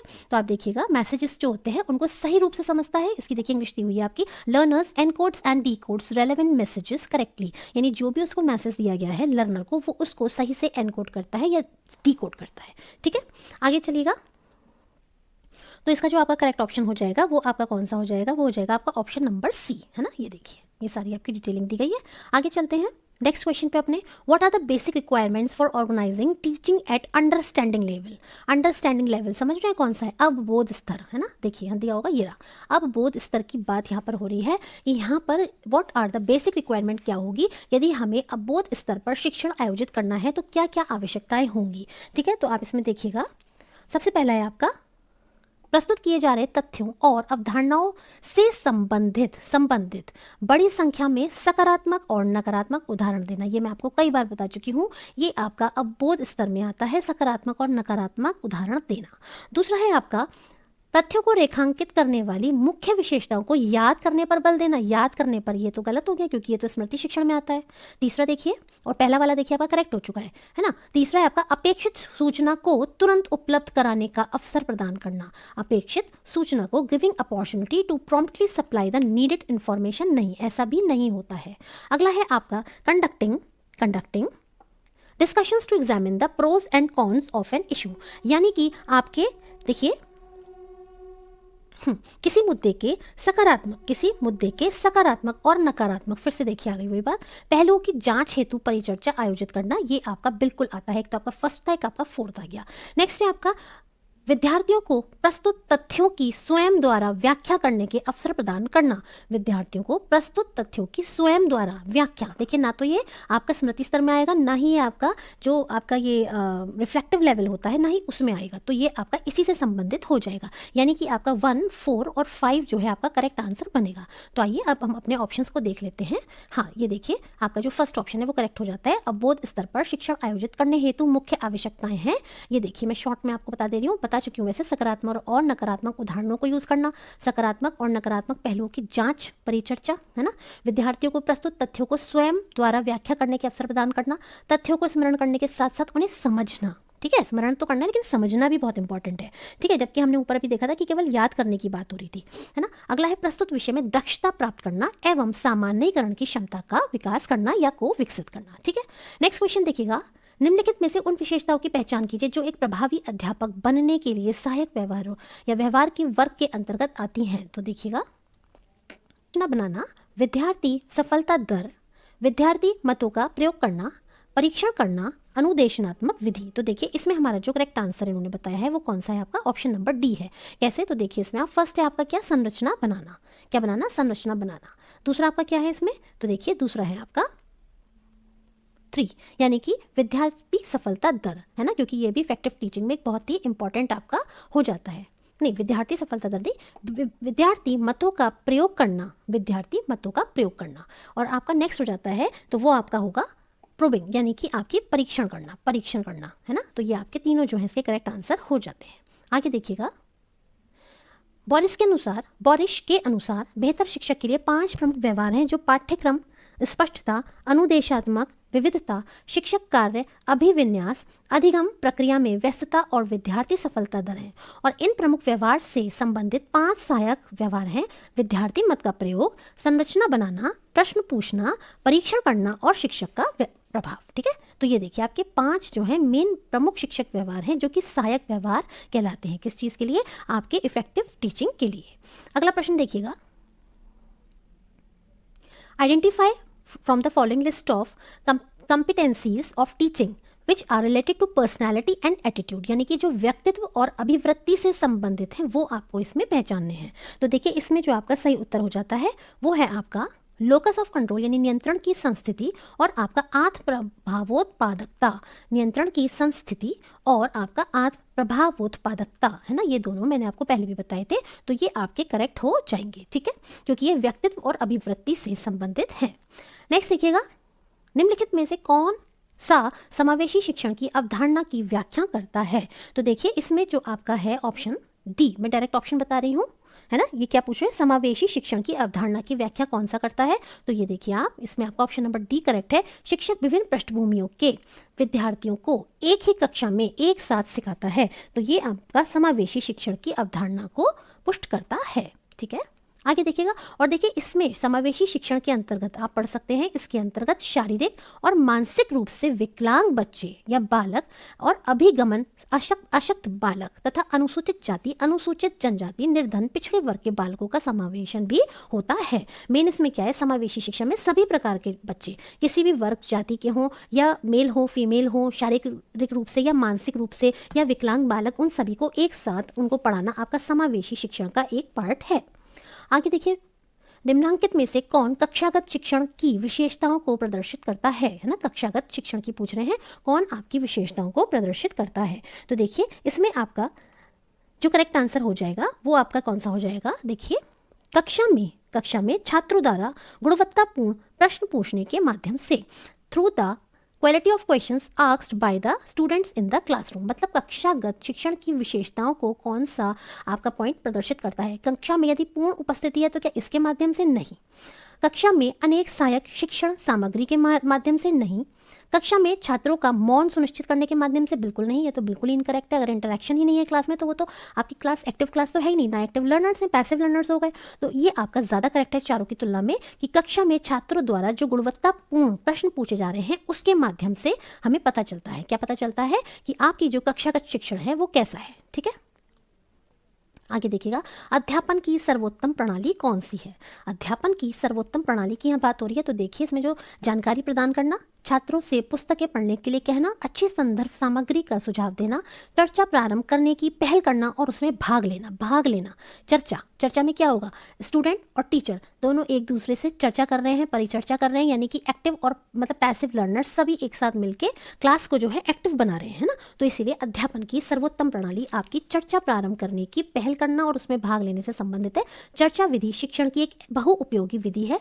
जब शिक्षक छात्रों के सहयोग से किसी जटिल समस्या के समाधान तक पारस्परिक आदान प्रदान है ना, विचारों के आदान प्रदान एवं तर्क के माध्यम से पहुंचता है, तो इसे चर्चा विधि कहते हैं और ये एक सर्वोत्तम विधि है। ठीक है, यह कहना चाहिए ये एक सर्वोत्तम अध्ययन की प्रणाली है अध्यापन की। आगे देखिएगा, आपका जो नेक्स्ट प्रश्न है, देखिए, Which of the following is a key behavior in effective teaching? Which of the following is a key behavior in effective teaching? तो देखिए इसमें आपका जो चौथा है, यानी कि अनुदेशनात्मक विविधता, ये आपका की बिहेवियर यानी कि प्रभावी शिक्षण में प्रमुख व्यवहार है। अब देखिए 4 जो पॉइंट्स हैं उनमें से क्यों है, देखिए पहला इन्होंने क्या है, प्रश्न पूछना, विद्यार्थियों के विचारों एवं अवदान का अनुप्रयोग, तीसरा है आपका संरचना और चौथा है आपका अनुदेशनात्मक विविधता। तो देखिए इसे देख लेते हैं। शिक्षण एक प्रक्रिया है जिसके लिए परिस्थितियां उत्पन्न की जाती हैं ताकि अधिगमकर्ता एक विशिष्ट प्रकार का व्यवहार करे और इच्छित लक्ष्यों का अनुभव करे। शिक्षक शिक्षण को प्रभावशाली बनाने के लिए विविध अनुदेशनात्मक प्रविधियों का प्रयोग करता है या इंस्ट्रक्शनल्स मेथड का आपके यूज करता है। और ये जो आपका प्रश्न है आप देखिए, ये आपका यूजीसी नेट 2017 में आ चुका है। आगे देखिएगा, अगला प्रश्न देखिएगा, प्रभावोत्पादक है ना शिक्षण में, प्रभावोत्पादक शिक्षण में निम्नलिखित में से कौन सा प्रमुख व्यवहार है? तो देखिए मैं आपको डायरेक्ट आंसर बता रही हूँ। उन अधिगमकर्ताओं को विचार स्पष्ट करना, यानी उन लर्नर्स को अपने विचारों को स्पष्ट करना जिनकी समझ का स्तर भिन्न हो सकता है, यानी कि जो समझ है उनका जो इंटेलेक्चुअल लेवल है वो अलग अलग है, लेकिन उन लर्नर्स को आप अपने यदि विचारों को स्पष्ट रूप से बता पाते हैं तो ये आपकी इफेक्टिव टीचिंग का एक पार्ट है ना, मेन पार्ट है। अब देखिए इसमें और इसके अलावा क्या क्या है, छात्रों को स्वयं अपने या अन्य छात्रों के उत्तर की विवेचना के लिए प्रोत्साहित करना, छात्र द्वारा अपनी कथित बात का सारांश बनाना, शिक्षक भावी आयोजन के उद्देश्य से टिप्पणियां करता है। लेकिन देखिए इन चारों में से ये आपका जो मेथड है, ये आपका मेथड नहीं, जो आपका पॉइंट है ये सबसे ज़्यादा आपका ऐसा प्रतीत होता है कि आपका जो इफेक्टिव टीचिंग है उसका जो है ये एक मेन पॉइंट है कि अपनी बात आप जिन तक पहुँचाना चाह रहे हैं आप उन तक अपनी बातों को पहुँचा पा रहे हैं। ठीक है, आगे देखिएगा, Which of the following factors contributing to school learning are termed as social competence? यानी कि विद्यालय अधिगम में योगदान देने वाले निम्नलिखित में से कौन से कारक हैं जिन्हें सामाजिक दक्षता के रूप में माना जाता है? तो देखिए इसमें जो आपका करेक्ट आंसर है वो है आपका, देखिए सबसे पहले है अभिप्रेरणा। देखिए फिर से पढ़ लीजिए, विद्यालय अधिगम में योगदान देने वाले निम्नलिखित में से कौन से कारण हैं जिन्हें सामाजिक दक्षता के रूप में माना जाएगा? अभिप्रेरणा, ये आपका सही हो जाएगा। बौद्धिकता, सामाजिक कौशल, ये तो ऑब्वियसली 100% होगा सामाजिक कौशल तो आपका। ठीक है, उसके बाद आपका देखिए कौन सा है, पारिवारिक मदद, बिल्कुल ये भी सामाजिक उससे संबंधित हो गया। और अधिगमकर्ता की विशिष्ट योग्यता ये समाज से संबंधित आपकी नहीं रही है ना, सामाजिक दक्षता के रूप में नहीं रही है, तो उसकी विशिष्ट योग्यता है ना, इसलिए ये नहीं आएगा। तो देखिए गिवन ऑप्शंस में से हम देख लेते हैं हमारा कौन सा जो है मोस्ट अप्रोप्रिएट ऑप्शन बैठेगा। ये देखिए फर्स्ट, ये देखिए ए, सी और डी है ना, ये देखिए ए, सी और D, A, C and D, अभिप्रेरणा है ना। डी तो मैंने आपका बिल्कुल एलिमिनेट कर ही दिया था, यानी कि डी नहीं सॉरी ई, तो ई जिसमें भी आएगा वो तो आपका कट हो ही जाएगा है ना। ए है ये आपका, तो देखिए इसमें ए नहीं है, ऐसे आप एलिमिनेट कर दीजिए। अब आप देखिए ए दोनों में ही है, सी भी दोनों में है, लेकिन बी और डी में से हमें एक का चुनाव करना है। तो देखिए बी क्या है, बौद्धिकता, और डी क्या है आपका पारिवारिक मदद। यहाँ आप क्या कह रहे हैं, सामाजिक है ना, सामाजिक उसकी बात हो रही थी ना कि सोशल कॉम्पिटेंस की बात हो रही थी, सामाजिक दक्षता, तो यहाँ पर फैमिली वाला जो है वो आपका करेक्ट हो जाएगा। इसीलिए आपका कौन सा वाला ऑप्शन करेक्ट है, ए वाला जो आपका ऑप्शन है वो आपका ज़्यादा करेक्ट यहाँ पर होगा। अगला देखिएगा, ये देखिए इसका एक्सप्लेनेशन भी दिया है।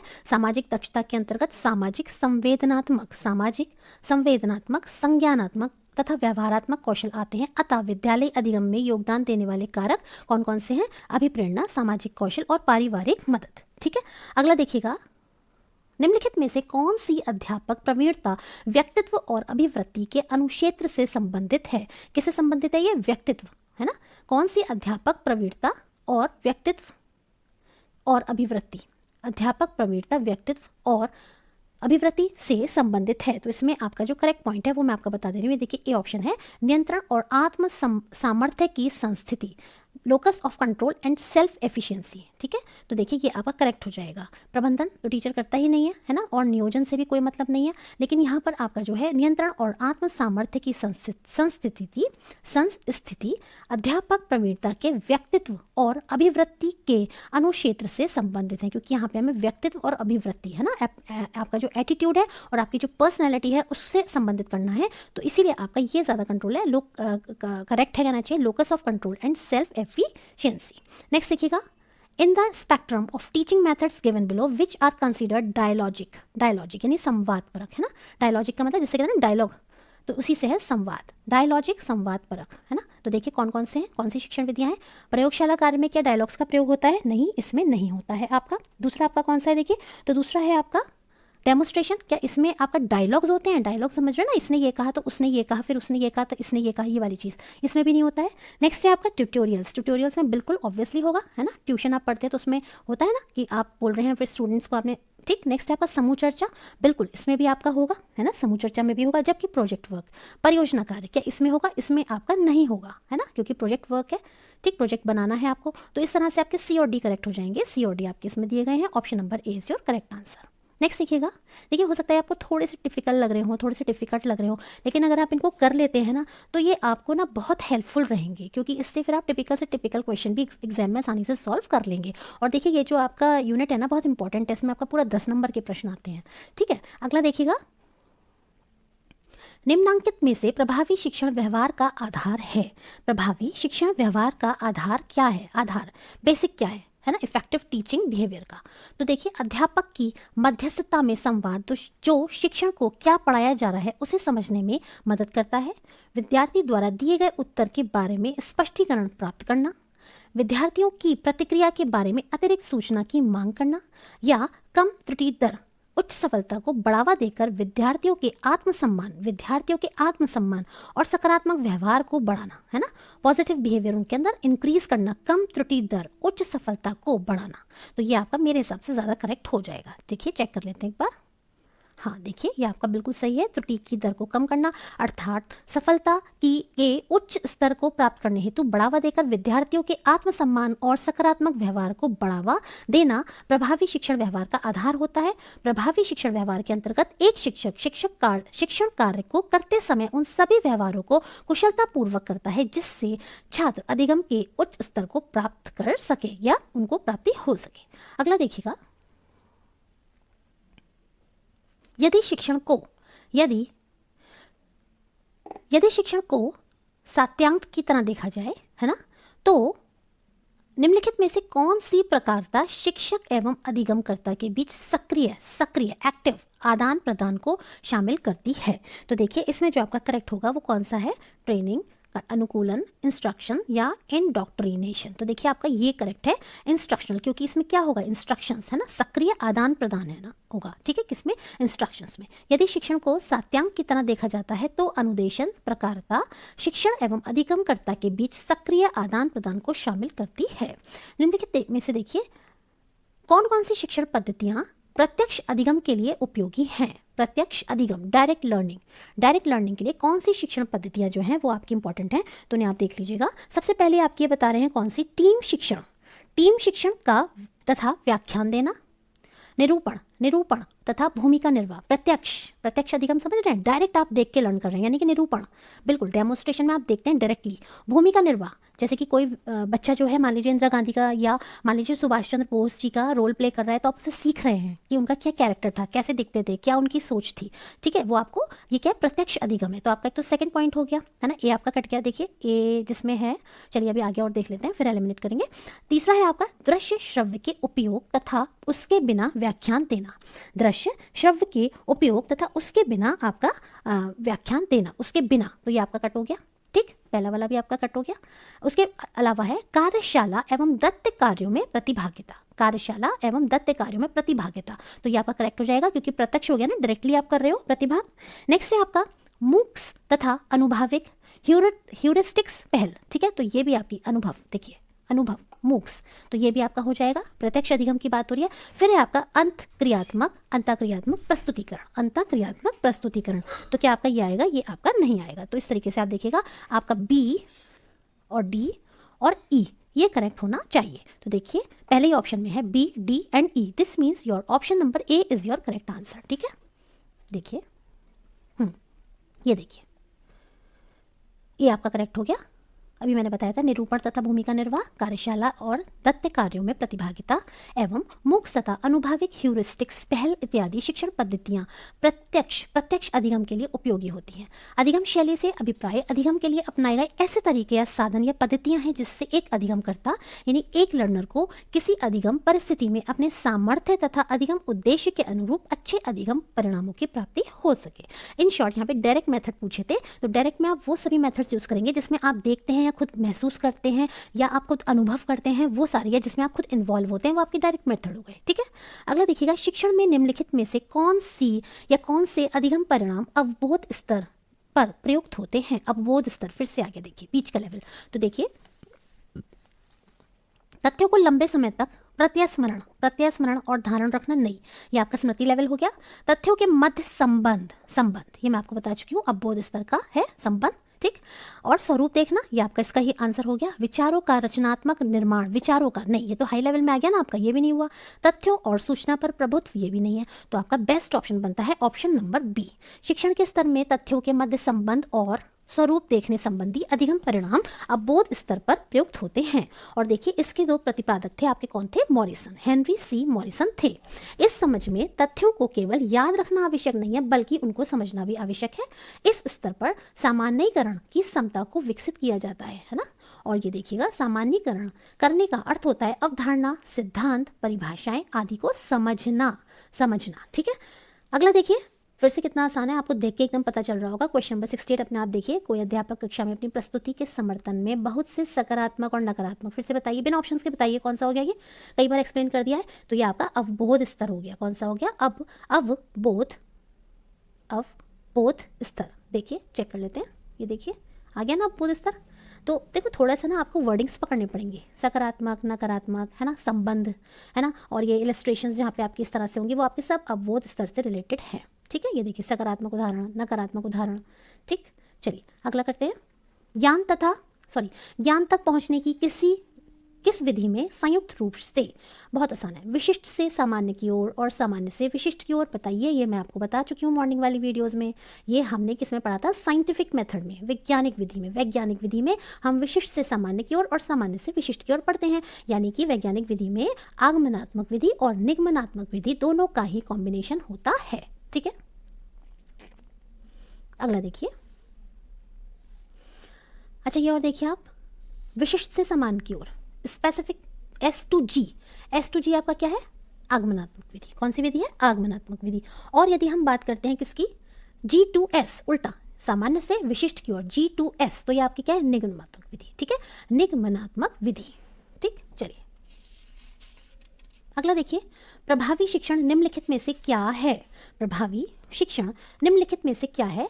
शिक्षक का संतोष, शिक्षक की ईमानदारी तथा प्रतिबद्धता, शिक्षक का छात्रों को पढ़ाना और समझना, व्यावसायिक श्रेष्ठता के प्रति शिक्षक की रुचि। तो देखिए इसमें सबसे अप्रोप्रिएट जो आपका आंसर बन जाएगा वो आपका कौन सा बनेगा? ऑप्शन नंबर डी बनेगा। शिक्षक का छात्रों को पढ़ाना और समझाना, है ना, ये आपका प्रभावी शिक्षण है। ठीक है, शिक्षक का संतोष, ईमानदारी, ये तो सब उसकी कैरेक्टर की बात आ गई, लेकिन प्रभावी शिक्षण में आपका यही आएगा। ठीक है, चलिए तो देखिए अभी मैं इसे शिक्षण के दौरान विद्यार्थियों की अधिकतम सहभागिता किसके द्वारा संभव है? कब? शिक्षण के दौरान। तो देखिए मैं डायरेक्ट आपको उत्तर बताऊंगी। निदर्शन पद्धति या प्रदर्शन पद्धति यानी कि डेमोस्ट्रेशन मेथड, इसमें अधिकतम सहभागिता होती है शिक्षण के दौरान किसकी? स्टूडेंट्स की। देखिए इसमें क्या होता है? व्याख्यान विधि एक पक्षीय प्रक्रिया है, ये आप जानते हैं, क्योंकि इसमें जो लर्नर्स होते हैं वो पैसिव रहते हैं, एक्टिव नहीं रहते हैं, है ना। कौन सी विधि की बात कर रहे हैं? व्याख्यान विधि की यदि हम बात करें, है ना, यह एक पक्षीय प्रक्रिया है। और इसमें क्या होता है, शिक्षक के अत्यधिक प्रभुत्व के लिए छात्र हितों का बलिदान दिया जाता है। जबकि यदि हम प्रदर्शन विधि की बात करते हैं तो इस तथ्य को समाप्त करके ऐसा कक्षा वातावरण का निर्माण करती है। तो यह क्या करती है, ऐसे कक्षा वातावरण का निर्माण करती है जहाँ शिक्षक छात्र दोनों ही रुचिकर परिवेश में मिलजुल कर कार्य करते हैं। इस प्रकार से ही शिक्षण अधिगम प्रक्रिया को प्रभावी बनाकर बालकों को सर्वोत्तम ढंग से विकास किया जाता है। इस विधि में एक शिक्षक प्रयोग, प्रदर्शन या दोनों का ही संयुक्त एवं प्रभावी ढंग से प्रयोग करता है और शिक्षक व्याख्यान भी प्रस्तुत करता है, समझाता भी है, प्रश्न भी पूछता है और उत्तर भी प्रस्तुत करता है। इसीलिए ये आपका बेस्ट मेथड है। कौन सा, निर्दर्शन पद्धति या प्रदर्शन विधि। Which one of the following assessment procedures is conducted during an in progress teaching learning session? यानी प्रवर्तमान चालू शिक्षण अधिगम सूत्रों के दौरान कौन सी आकलन प्रक्रिया अपनाई जाती है? तो देखिए इसमें जो आपका सही उत्तर हो जाएगा वो हो जाएगा आपका फॉर्मेटिव यानी निर्माणात्मक आपका जो तरीका है वो। देखिए इसमें क्या है आपका प्रवर्तमान, इन प्रोग्रेस है ना, शिक्षण अधिगम के दौरान यानी इन प्रोग्रेस शिक्षण अधिगम के दौरान निर्माणात्मक या रचनात्मक मूल्यांकन किया जाता है। यह प्रगतिशील शिक्षण कार्यक्रम का महत्व जानने की एक विधि है। इस मूल्यांकन के द्वारा छात्र शिक्षण उद्देश्यों को प्राप्त करने के लिए अपनी सफलता या विफलता के बारे में प्रतिपुष्टि यानी कि फीडबैक प्राप्त कर सकता है। यह छात्रों की शिक्षण संबंधित त्रुटियों को सुधारने में भी सहायक होती है। यानी कि टीचिंग में जो भी एरर्स टीचर करते हैं उसको भी सुधारने में ये सहायक होती है। और ये आपकी जो है कौन सी विधि है, ये आपकी रचनात्मक विधि है जिसे हम कहते हैं फॉर्मेटिव असेसमेंट। ठीक है, नेक्स्ट प्रश्न देखिएगा। सूची 1 को हमें सूची 2 के साथ सुमेलित करना है। इसमें देखिए आपके चारों ही फॉर्म्स ऑफ इवैल्यूएशन इन्होंने दिए हुए हैं, इसको आप देख लीजिएगा। देखिए मैं आपको डायरेक्ट उत्तर बता देती हूँ। इसमें इतना सारा पढ़ेंगे, हम डायरेक्ट उत्तरों से समझ लेते हैं कि इसमें क्या है। ये देखिएगा आप, ये आपके उत्तर दिए गए हैं इसमें। और ये देखिए निर्माणात्मक मूल्यांकन है ना, यानी कि फॉर्मेटिव मूल्यांकन आपका कौन सा होता है। देखिए इसके प्रयोग का प्रायोजन सुधार की गुंजाइश और संभाव्यता की पहचान करने के लिए होता है। किसका, निर्माणात्मक मूल्यांकन का। इसका प्रयोग हम प्रयोजन या सुधार की गुंजाइश और संभाव्यता की पहचान करने के लिए करते हैं। दूसरा है आपका संकलनात्मक मूल्यांकन। संकलनात्मक मतलब समेटिव आपका जो असेसमेंट होता है, यहाँ पर उसकी बात हो रही है, समेटिव इवैल्यूएशन। उसका प्रयोग हम क्या करते हैं, इसका प्रयोजन अधिगम स्तर आंकना होता है। क्या मतलब होता है समेटिव इवैल्यूएशन का, कि अधिगम स्तर को आंकना। ठीक है, ये आपका है समेटिव मूल्यांकन। तीसरा है आपका निकर्ष संदर्भित परीक्षण। कौन सा, निकर्ष संदर्भित परीक्षण। तो इसे हम क्या कहते हैं, नॉन रेफरेंट क्राइटेरिया। कौन सा, क्राइटेरिया रेफरेंट।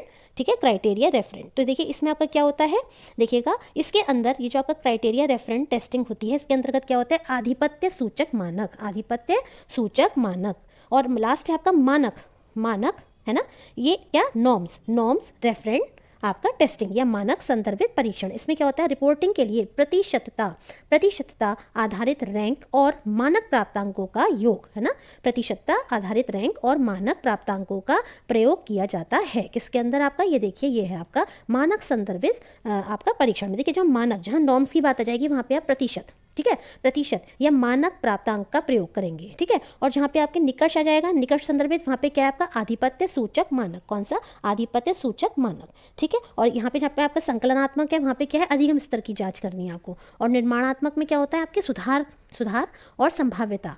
ठीक है, ये आपका क्या है, जैसे देखिए आपके निर्माणात्मक, जैसे मान लीजिए बच्चों के हमारे FA आप देखते हैं ना, फॉर्मेटिव इवैल्यूएशंस चलते हैं, F1 चल रहे हैं, F2 चल रहे हैं स्टूडेंट्स के। तो इसमें क्या होता है, मान लीजिए F1 में बच्चों ने कोई एग्जाम्स दिए, टेस्ट दिए, तो उसमें हम ये देखते हैं कि कहाँ गलती हुई है, कहाँ सुधार की आवश्यकता है, और उसके हिसाब से फिर से उनको पढ़ाया जाता है और आगे का पढ़ा के फिर से उनके F2 कराए जाते हैं। ठीक है, तो यही आपके निर्माणात्मक मूल्यांकन भी है।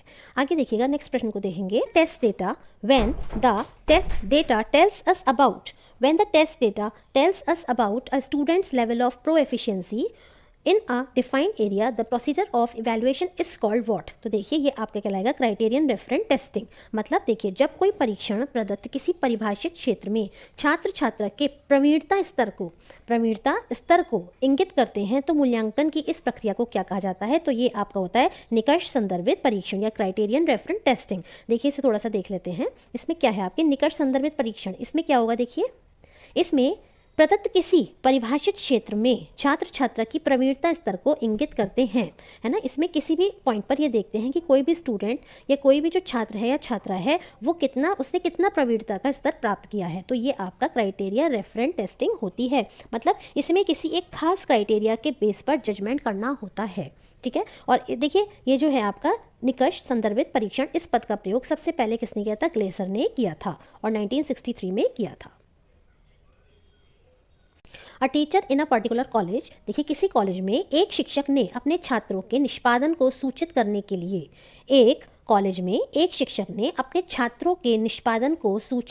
लिए आयोजित इकाई परीक्षण में परसेंटाइल यानी कि शतांक, है ना, इसका शतांक अनुपस्थिति प्रदान की, ठीक है। तो देखिए ये किस प्रकार का मूल्यांकन प्रक्रिया कहलाएगी। मतलब इसमें क्या हो रहा है, बच्चों को क्या प्रोवाइड किया जा रहा है, इसमें बच्चों को परसेंटाइल जो है वो प्रदान की जा रही है। तो ये आपकी कौन सी हो गई, फिर से देखिएगा, नॉर्म रेफरेंस, ठीक है, नॉर्म रेफरेंस, ठीक है, यानी कि मानक संदर्भित।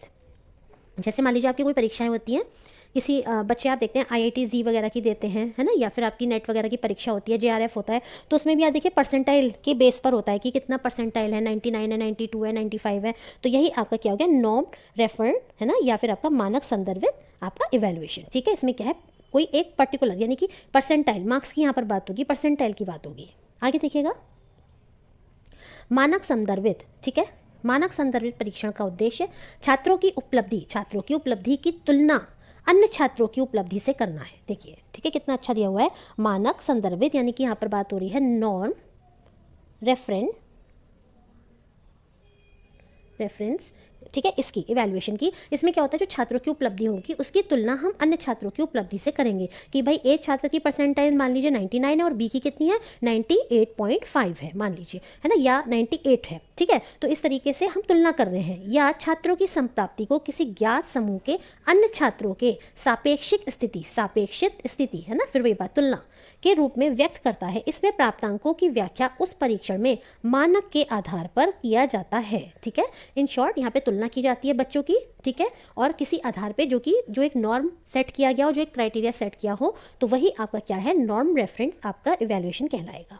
अगला देखिएगा, निम्नलिखित में से किस मूल्यांकन प्रणाली में शिक्षण के दौरान, शिक्षण के पूर्व नहीं, शिक्षण के बाद नहीं, शिक्षण के दौरान अनौपचारिक रूप से मूल्यांकन होता है। कैसा, अनौपचारिक रूप से मूल्यांकन होता है। तो देखिए इसका जो आपका सही उत्तर हो जाएगा वो आपका हो जाएगा option number D, formative evaluation, निर्माणात्मक मूल्यांकन। कौन सा, फॉर्मेटिव मूल्यांकन, निर्माणात्मक मूल्यांकन जो है इसमें शिक्षण के दौरान, ठीक है, अनौपचारिक रूप से मूल्यांकन होता है। जैसे कि अभी मैंने आपको एग्जाम्पल दिया था कि बच्चों के एग्जाम्स होते हैं, टेस्ट होते हैं, एक बच्चा क्लास में होता है तो उसके FA, F2 या F1, F2 करके इस तरह से एग्जाम्स लिए जाते हैं या टेस्ट लिए जाते हैं, है ना। तो ये आपका क्या है, फॉर्मेटिव इवैल्यूएशन है शिक्षण के दौरान, ठीक है। देखिए इसके बारे में थोड़ा सा पढ़ भी लेते हैं। निर्माणात्मक मूल्यांकन प्रणाली में शिक्षण के दौरान अनौपचारिक रूप से मूल्यांकन होता है। देखिए अभी आपको हो सकता है ये थोड़े से टफ लग रहे हो, लेकिन जब आप इसके 5-6 क्वेश्चंस या कहना चाहिए 10-12 क्वेश्चन सॉल्व कर लेंगे ना, तो आपको थोड़े माइंड में बैठने लगेंगे कि ये क्या है। वैसे मैं ये सारा आपको पता ही है, जो मेरी मॉर्निंग की वीडियोस आती हैं उसमें आपके सारे मैं चीज़ें करवा चुकी हूँ, ठीक है ना। तो आप चाहें तो वहाँ पे जा करके आप ये वीडियोस को देख सकते हैं, उनकी पूरी प्लेलिस्ट बनी हुई है, उसको आप जाकर एक एक करके वीडियोस को देख सकते हैं। और वो पूरी प्लेलिस्ट जो है आपका टोटल आपका जो सिलेबस है GS से संबंधित वो आपका है वहाँ पर। नेक्स्ट देखिएगा, इसे आंतरिक मूल्यांकन के नाम से भी जाना जाता है। इसे आंतरिक मूल्यांकन के नाम से भी जाना जाता है। इसके उदाहरण है इकाई के अंत में, है ना, यूनिट टेस्ट। देखिए मैंने बताया था ना, इकाई के अंत में परीक्षण, मौखिक परीक्षण यानी कि ओरल टेस्ट, या आपके त्रैमासिक परीक्षण यानी कि आपके जो क्वार्टरली टेस्ट होते हैं या एग्जाम्स होते हैं वो, ठीक है। तो आप समझ गए होंगे कि निर्माणात्मक मूल्यांकन प्रणाली क्या है, ठीक है। और ये हम शिक्षण के दौरान अनौपचारिक रूप से इसमें मूल्यांकन होता है किसका, छात्रों का। आगे देखिएगा, नेक्स्ट प्रश्न है हमारा, मूल्यांकन के परिणामों को प्रस्तुत करते समय कॉलेज शिक्षक ने अपने विद्यार्थियों द्वारा प्राप्त किए गए अंकों के स्थान पर शतमक प्रणाली, देखिए शतमक फिर से आ गया, वर्ड्स को पकड़ना है इसमें हमें, शतमक श्रेणी का प्रयोग किया। इस प्रकार के मूल्यांकन को क्या कहा जाएगा? देखिए मैंने आपको अभी ऊपर बताया है कि जहाँ पर बी परसेंटाइल की बात होगी वहाँ आपका नॉर्म रेफरेंस, ठीक है, नॉर्म रेफरेंस या आपका मानक संदर्भित, ठीक है, मानक संदर्भित आपका ये परीक्षण कहा जाएगा। कौन सा? आपका शतमक वाला, ठीक है। नेक्स्ट देखिएगा, आगे चलते हैं हम। देखिए मूल्यांकन के परिणामों को प्रस्तुत करते समय कॉलेज शिक्षक ने अपने विद्यार्थियों द्वारा प्राप्त किए गए अंकों के स्थान पर, मार्क्स की जगह उसने क्या करा है? परसेंटाइल, शतमक श्रेणी का प्रयोग किया है। यह मानक संदर्भित प्रकार का मूल्यांकन है। इस मूल्यांकन में किसी भी विधि का प्रयोग किसी के प्रदर्शन की तुलना में उसके समूह या कक्षा में दूसरे लोगों से करने से किया जाता है, ठीक है। नेक्स्ट देखिएगा, फिर से देखिए उन्होंने सूची 1 और सूची दी हुई है, सूची 2। तो देखिए मैं ये सब ना पढ़ के डायरेक्ट आपको जो इनके पॉसिबल आंसर्स हैं उनको बताऊंगी। सबसे पहले देखिएगा निर्माणात्मक मूल्यांकन, ठीक है, निर्माणात्मक मूल्यांकन, इसका क्या अर्थ है? देखिए इसका अर्थ है आपका फॉर्मेटिव मूल्यांकन, निर्माणात्मक मूल्यांकन, है ना। F1 F2 ध्यान दीजिए, मैंने भी आपको बताया था। आकलन का उद्देश्य सुधार की गुंजाइश की पहचान करना है। समेटिव मतलब कम से कम तत्कालिक भावी संदर्भ हेतु मूल्यांकन का स्वरूप निर्णय परक होता है। तत्कालिक भावी संदर्भ हेतु मूल्यांकन, है ना, ये आपका क्या है? समेटिव, ठीक है। नेक्स्ट है आपका, देखिए समेटिव मतलब जैसे मान लीजिए फाइनल एग्जाम्स आपके होते हैं तो उसमें आपके जो आपके हाफ ईयरलीज एग्जाम्स हुए हैं, है ना, और जो आपके फाइनल एग्जाम्स या एनुअल एग्जाम्स हुए हैं उन दोनों के मार्क्स को लेके फिर आपका फाइनली रिजल्ट बनाया जाता है। तो ये आपका समेटिव मूल्यांकन हो गया। नेक्स्ट है आपका नॉर्म रेफरेंस या आपका मानक संदर्भित परीक्षण। इसमें क्या होगा? परीक्षण प्रदत्त हमें विद्यार्थी की अनुस्थिति को निर्धारित करने में सहायता करते हैं। इससे क्या होता है कि आपको विद्यार्थी कहाँ पर खड़ा है इसका आपको पता चलता है ना। इसमें क्या होता है? आप रैंक्स देते हैं, परसेंटाइल देते हैं बच्चों को, ठीक है। नेक्स्ट देखिएगा, निष्कर्ष संदर्भित परीक्षण या क्राइटेरिया रेफरेंस्ड आपके टेस्टिंग। इसमें क्या होता है?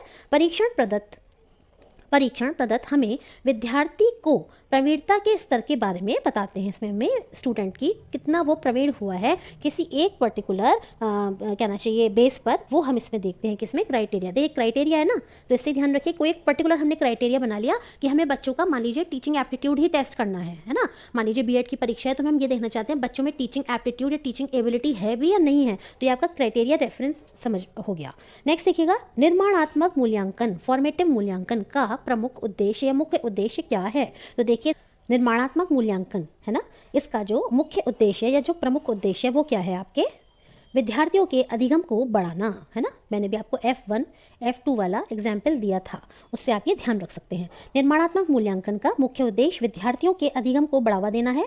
निर्माणात्मक मूल्यांकन विकासोन्मुखी होता है, निर्णायक नहीं होता। इसका प्रयोजन विद्यार्थियों के अधिगम और अध्यापन को सुधारना होता है। अतएव इसका मुख्य कार्य शिक्षक और विद्यार्थियों को जानकारी देना है जिससे वे अपनी कमजोरी और मजबूतियों को जानकर अध्यापन अधिगम प्रक्रिया को सुधार कर सके, ठीक है। नेक्स्ट देखिएगा, निम्नलिखित में से कौन पारंपरिक मूल्यांकन का एक विकल्प नहीं है? मतलब कौन सा पारंपरिक इवैल्यूएशन या मूल्यांकन नहीं है, ये पूछ रहे हैं। तो देखिए बहुविकल्पीय प्रश्न, कार्य निष्पादन परीक्षण, पोर्टफोलियो परीक्षण या प्रदर्शनियां। तो इसमें से कह रहे हैं कौन सा पारंपरिक मूल्यांकन नहीं है? तो देखिएगा इसका जो आपका करेक्ट आंसर हो जाएगा वो हो जाएगा आपका कौन सा वाला? आपका ऑप्शन नंबर ए। बहुविकल्पीय जो आपके प्रश्न है ये आपके पारंपरिक मूल्यांकन नहीं है, ठीक है। और देखिए ये बाकी जितने भी हैं कार्य निष्पादन परीक्षण, पोर्टफोलियो या प्रदर्शनियां, ये आपके पारंपरिक मूल्यांकन की श्रेणी में आएंगे।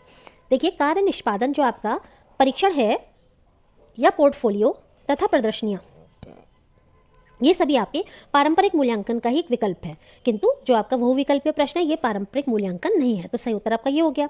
देखिए विकल्पीय प्रश्न बहुविकल्पीय प्रश्नों का प्रयोग मूलतः आधुनिक मूल्यांकन के रूप में, ये कौन सा आपका? आधुनिक, ठीक है, आधुनिक। इसका आधुनिक मूल्यांकन के रूप में प्रयोग किया जाता है। इस प्रकार के प्रश्नों का प्रयोग मूल्यांकन के दौरान किए जाने से कम समय में ही पूरे अध्ययन सामग्री का मूल्यांकन कर लिया जाता है। ठीक है, इससे क्या होता है, कम समय में ही आप पूरी की पूरे मैटर का आप जो है कर सकते हैं, पता कर सकते हैं कि कितना आता है कितना नहीं आता है ना। पूरा कोर्स ही मान लीजिए जैसे हम लोगों की परीक्षा होती है किसी भी चीज़ से संबंधित है, चाहे वो आपकी टेट है, सी टेट है, या वो आपके असिस्टेंट प्रोफेसर है, तो उसमें मान लीजिए 100 प्रश्न आ गए और 100 प्रश्न से आपका जो पूरा सिलेबस है ना, वो सारा ही आपका कवर अप हो जाता है और उसमें जो है आपका पता चल जाता है कि स्टूडेंट को कितना आता है नहीं आता है। ठीक, नेक्स्ट प्रश्न देखिएगा, ये देखिए, निम्नलिखित में से कौन सा मूल्यांकन, निम्नलिखित में से कौन सा मूल्यांकन मानकों पर, है ना, मानकों पर नजर रखने के साथ साथ समय समय पर आयोजित किया जाता है। ठीक है, देखो वर्ड्स पकड़ो आप, मानकों को, तो यहाँ पर मानकों की बात हो रही है, तो यहाँ पे कौन सा उत्तर आपका सही हो जाएगा, योगात्मक मूल्यांकन। योगात्मक मूल्यांकन आपका जो है इन चारों में से, देखिए योगात्मक मूल्यांकन, इसके बारे में पढ़ लेते हैं। जब छात्रों के सीखने की बात आती है तो उनमें शिक्षण संस्थान सिखाने के ग्राफ, समझ के स्तर और प्रगति का विश्लेषण करने के लिए मूल्यांकन किया जाता है। देखिए, जब छात्रों के सीखने की बात आती है तो उनके शिक्षण संस्थान सीखने के ग्राफ, समझ के स्तर और प्रगति का विश्लेषण करने के लिए इस मूल्यांकन का प्रयोग किया जाता है। प्रारंभिक मूल्यांकन FA सीखने की प्रक्रिया के दौरान आयोजित किया जाता है, जबकि योगात्मक यानी समेटिव, ठीक है, योगात्मक जो आपका मूल्यांकन है ये मानकों पर नजर रखने के साथ साथ समय समय पर या केवल पाठ्यक्रम या इकाई के अंत में किया जाता है।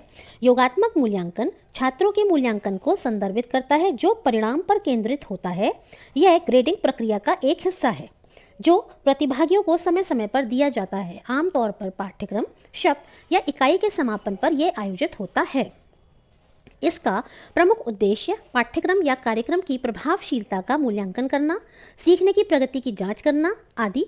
एक संकेतक के रूप में कार्य करने के लिए प्राप्त स्कोर, ग्रेड या प्रतिशत जो पाठ्यक्रम की गुणवत्ता को दर्शाता है और स्कूलों में रैंकिंग के लिए एक आधार बनाता है ना। तो ये आपका क्या है, ये आपका हो गया योगात्मक मूल्यांकन, समेटिव असेसमेंट। नेक्स्ट देखिएगा, निम्नलिखित में से किस आकलन प्रविधि में अंतर्भूत प्रेरणा को बढ़ाने हेतु इष्टतम संभावना है ना। कौन सी ऐसी आकलन प्रवृत्ति है जिसमें आप अंतर्भूत प्रेरणा को बढ़ा सकते हैं और उसकी ज़्यादा से ज़्यादा संभावना है। तो देखिए इसका आपका उत्तर है रचनात्मक आकलन आधारित मूल्यांकन। रचनात्मक आकलन आधारित मूल्यांकन, देखिए रचनात्मक आकलन आधारित मूल्यांकन प्रविधि में, रचनात्मक आकलन आधारित मूल्यांकन प्रविधि में अंतर्वृत्त प्रेरणा को बढ़ाने हेतु इष्टतम संभावना है। रचनात्मक आकलन कक्षा शिक्षण अधिगम प्रक्रिया का अभिन्न अंग है जो सतत रूप से औपचारिक तथा अनौपचारिक परिस्थितियों में किया जाता है। कौन सा, इसकी बात हो रही है यहाँ पे रचनात्मक, ठीक है, फॉर्मेटिव की। कक्षा शिक्षण प्रक्रिया में बच्चों को सीखने सिखाने के पर्याप्त अवसर दिए जाते हैं जिससे बच्चे अपने ज्ञान का निर्माण कर सकें। बच्चे अपने ज्ञान का निर्माण स्वयं की गतिविधियों के माध्यम से अपने अनुभव एवं गलतियों के निरंतर सुधार से करते हैं। ठीक है, निम्नलिखित में से कौन सा मूल्यांकन प्रणाली नवोन्मेषी प्रैक्टिस की श्रेणी के अंतर्गत शामिल है। तो देखिए नवोन्मेषी प्रैक्टिस की श्रेणी में पूछ रहे हैं कौन सा मूल्यांकन आता है। तो देखिए अधिगम परिणाम पर आधारित मूल्यांकन, अधिगम परिणाम पर आधारित आपका जो मूल्यांकन है ये आपका क्या है, ये आपका मूल्यांकन प्रणाली नवोन्मेषी प्रैक्टिस की श्रेणी के अंतर्गत शामिल है। इसके बारे में देखिए थोड़ा सा पढ़ लेते हैं। अधिगम परिणाम पर आधारित मूल्यांकन प्रणाली नवोन्मेषी प्रैक्टिस की श्रेणी के अंतर्गत शामिल है। ठीक है, मूल्यांकन के अंतर्गत छात्र व्यवहार का परिमाणात्मक तथा गुणात्मक व्यवहार का अध्ययन एवं उसके मूल्य निर्धारण की प्रक्रिया मूल्यांकन कहलाती है। मूल्यांकन के निम्नलिखित उद्देश्य होते हैं: बच्चों में अपेक्षित व्यवहार एवं आचरण परिवर्तन की जांच करना। दूसरा है यह जांचना कि बच्चों में कुशलता, योग्यता इत्यादि को कितना ग्रहण किया, बच्चों ने कितनी कुशलता या योग्यता आदि को ग्रहण किया, इसकी जांच करना। तीसरा है उपचारात्मक शिक्षण प्रदान करना। नेक्स्ट है बालकों के चहुमुखी विकास को निरंतर गति प्रदान करना। अगला प्रश्न देखिएगा, निम्नलिखित में से निर्माणात्मक मूल्यांकन की विशेषता है। निर्माणात्मक मूल्यांकन की विशेषता पूछ रहे हैं किसकी, फॉर्मेटिव इवैल्यूएशन की। तो देखिएगा डायरेक्ट आंसर बताती हूँ। मूल्यांकन शिक्षण के दौरान किया जाता है ना, मूल्यांकन शिक्षण के दौरान किया जाता है। देखिए इसमें क्या मूल्यांकन सत्रांत पर होता है, बिल्कुल गलत। F1 F2 को याद रखिए। मूल्यांकन कार्यक्रम तैयार करने के पहले, बिल्कुल गलत। मूल्यांकन शिक्षण का अधिगम परिणाम संसूचित करने से संबंधित होता है, नहीं, ये आपका शिक्षण के दौरान किया जाता है। बच्चों के लगातार प्रतिपुष्टि के लिए बच्चों के लगातार प्रतिपुष्टि यानी फीडबैक के लिए निर्माणात्मक मूल्यांकन अत्यधिक सहायक होता है। इस मूल्यांकन के दौरान अध्यापन के समय यह जांच करते हैं कि बच्चे ने अनुभूतियों व अभिव्यक्तियों और ज्ञान को कितना आत्मसात किया। इसे रचनात्मक मूल्यांकन भी कहते हैं और इसका मुख्य उद्देश्य क्या होता है? छात्रों को रचनात्मक प्रतिक्रिया में सक्षम बनाना जो उनको बेहतर ढंग से सीखने में प्रभावी रूप से मदद करें। निर्माणात्मक मूल्यांकन की मुख्य विशेषता यह है कि मूल्यांकन का प्रयोग शिक्षण कार्य के दौरान किया जाता है। मूल्यांकन का प्रयोग शिक्षण के दौरान किया जाता है। ठीक है, नेक्स्ट देखिएगा, निम्नलिखित में से कौन सा मूल्यांकन को इंगित करता है? देखिए, राम को 200 में से 45 अंक प्राप्त हुए, मोहन को अंग्रेजी में 38% प्राप्त हुए, श्याम को अंतिम परीक्षा में प्रथम श्रेणी में प्राप्त हुए। ठीक है, तो देखिए इसमें आपका जो उत्तर है वो क्या है? श्याम को अंतिम परीक्षा में प्रथम श्रेणी। ठीक है, देखिए प्रयत्नों की सफलता, असफलता या आंशिक सफलता का जिस कारण एवं जिस प्रकार पता लगाया जाता है उसी का नाम मूल्यांकन है। शिक्षण में भी पूर्व निर्धारित उद्देश्यों के लिए किए गए प्रयत्नों की सार्थकता का पता लगाना ही शिक्षण मूल्यांकन है। ठीक है, आगे देखिएगा, नेक्स्ट प्रश्न देखते हैं। नैदानिक मूल्यांकन अभिनिश्चित करता है क्या? क्लिनिकल एवैल्यूएशन क्या अभिनिश्चित करता है? तो इसका जो उत्तर है वो है अनुदेशों के दौरान अधिगम की सतत समस्याओं के कारण और निदान। ठीक है, अधिगम की जो समस्याएं हैं, जो कंटिन्यूसली जो प्रॉब्लम्स आ रही है, उनके क्या कारण है और क्या उनका निदान हो सकता है, यही आपका क्लिनिकल एवैल्यूएशन कहलाता है। देखिए, नैदानिक मूल्यांकन अनुदेशों के दौरान अधिगम की सतत समस्याओं के कारण और निदान को अभिनिश्चित करता है ताकि विद्यार्थी सही तरीके से अधिगम कर सकें।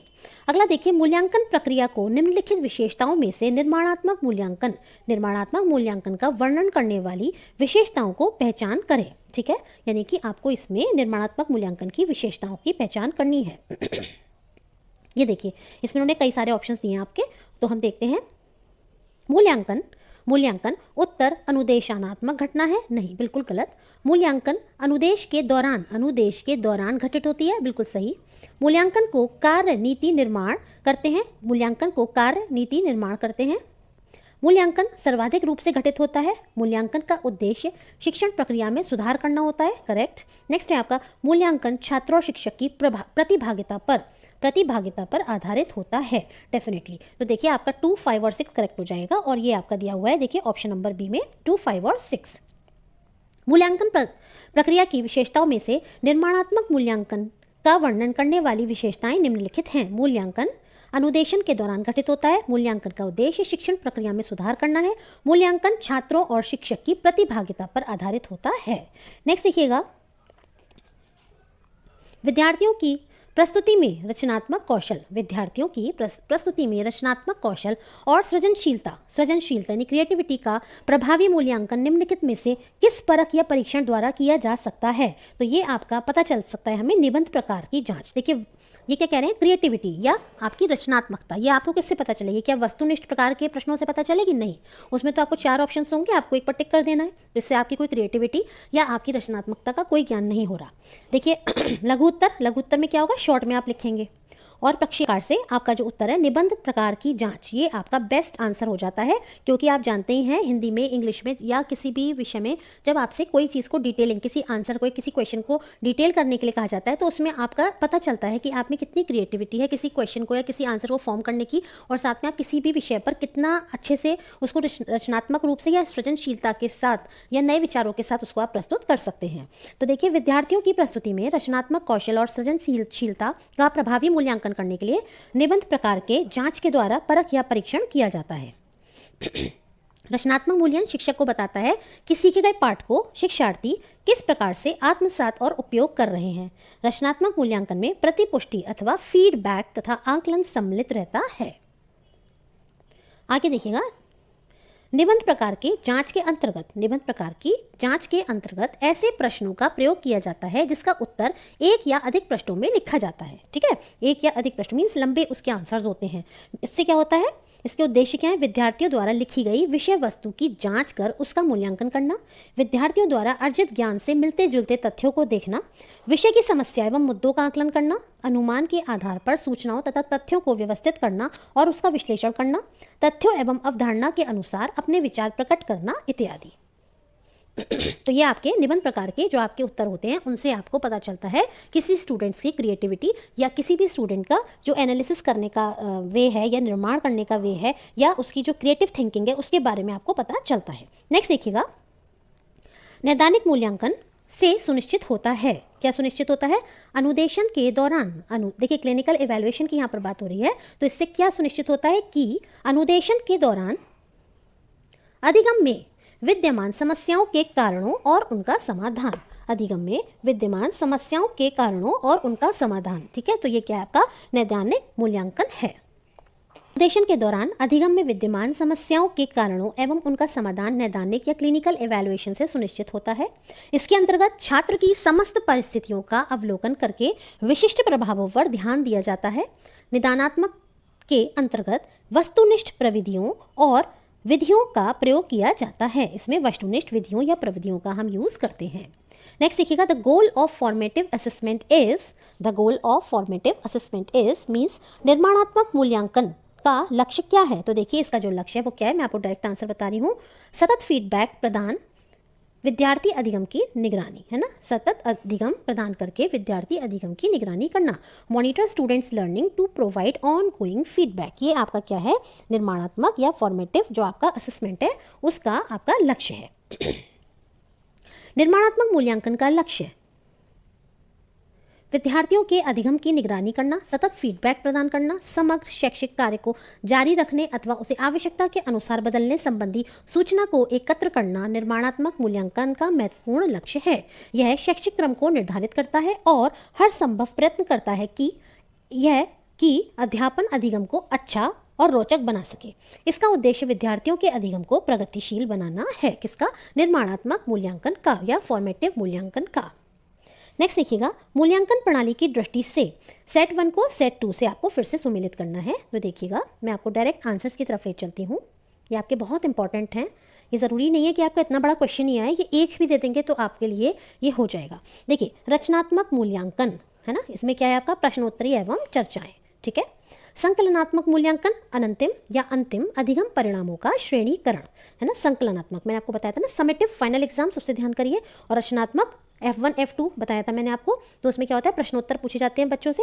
सतत और व्यापक मूल्यांकन, है ना, कंटिन्यूस, सतत का मतलब ये कंटिन्यूस होगा, है ना, और व्यापक रूप से होगा। तो इसमें क्या होगा, नियमितता के साथ संज्ञानात्मक सह संज्ञानात्मक पहलुओं का मूल्यांकन करना। अगला है आपका मानक और निकष संदर्भित मूल्यांकन। इसमें क्या है, किसी समूह और कुछ संदर्भित मूल्यांकन मापदंडों या मानदंडों के आधार पर परीक्षण और उनकी व्याख्या करना। ठीक है, क्योंकि मैंने आपको बताया था ना, कोई क्राइटेरिया दे देते हैं उसके बेस पे ही आपका असेसमेंट किया जाता है, तो ये आपका क्या हो गया, निकष संदर्भित मूल्यांकन। नेक्स्ट देखिएगा,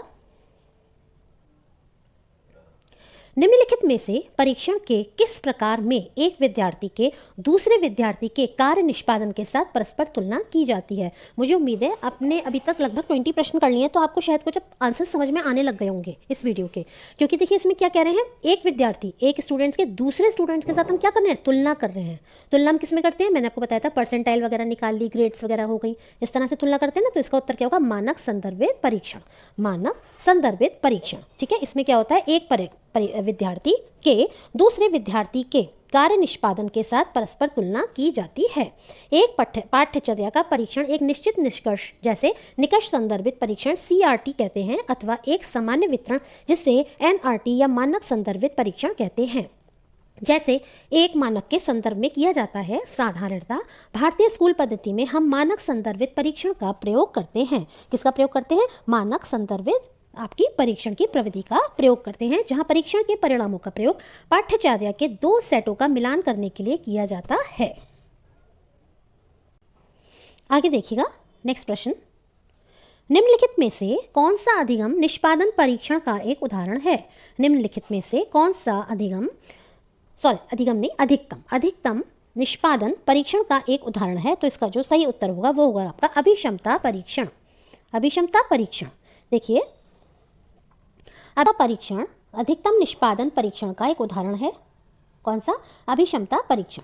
अभिक्षमता परीक्षण वह होता है जिसकी रचना किसी विशेष प्रकार की सीमित क्षेत्र की क्रिया करने की बीजभूत योग्यता के मापने के लिए किया जाता है। अभिक्षमता मापन हेतु अभिक्षमता परीक्षणों का उपयोग किया जाता है। प्रकृति के आधार पर अभिक्षमता परीक्षण 3 प्रकार के होते हैं। कौन कौन से? सामान्य अभिक्षमता परीक्षण, भेदक अभिक्षमता परीक्षण और विशिष्ट अभिक्षमता परीक्षण। कितने प्रकार के? सामान्य, भेदक और विशिष्ट अभिक्षमता परीक्षण। नेक्स्ट प्रश्न देखिए,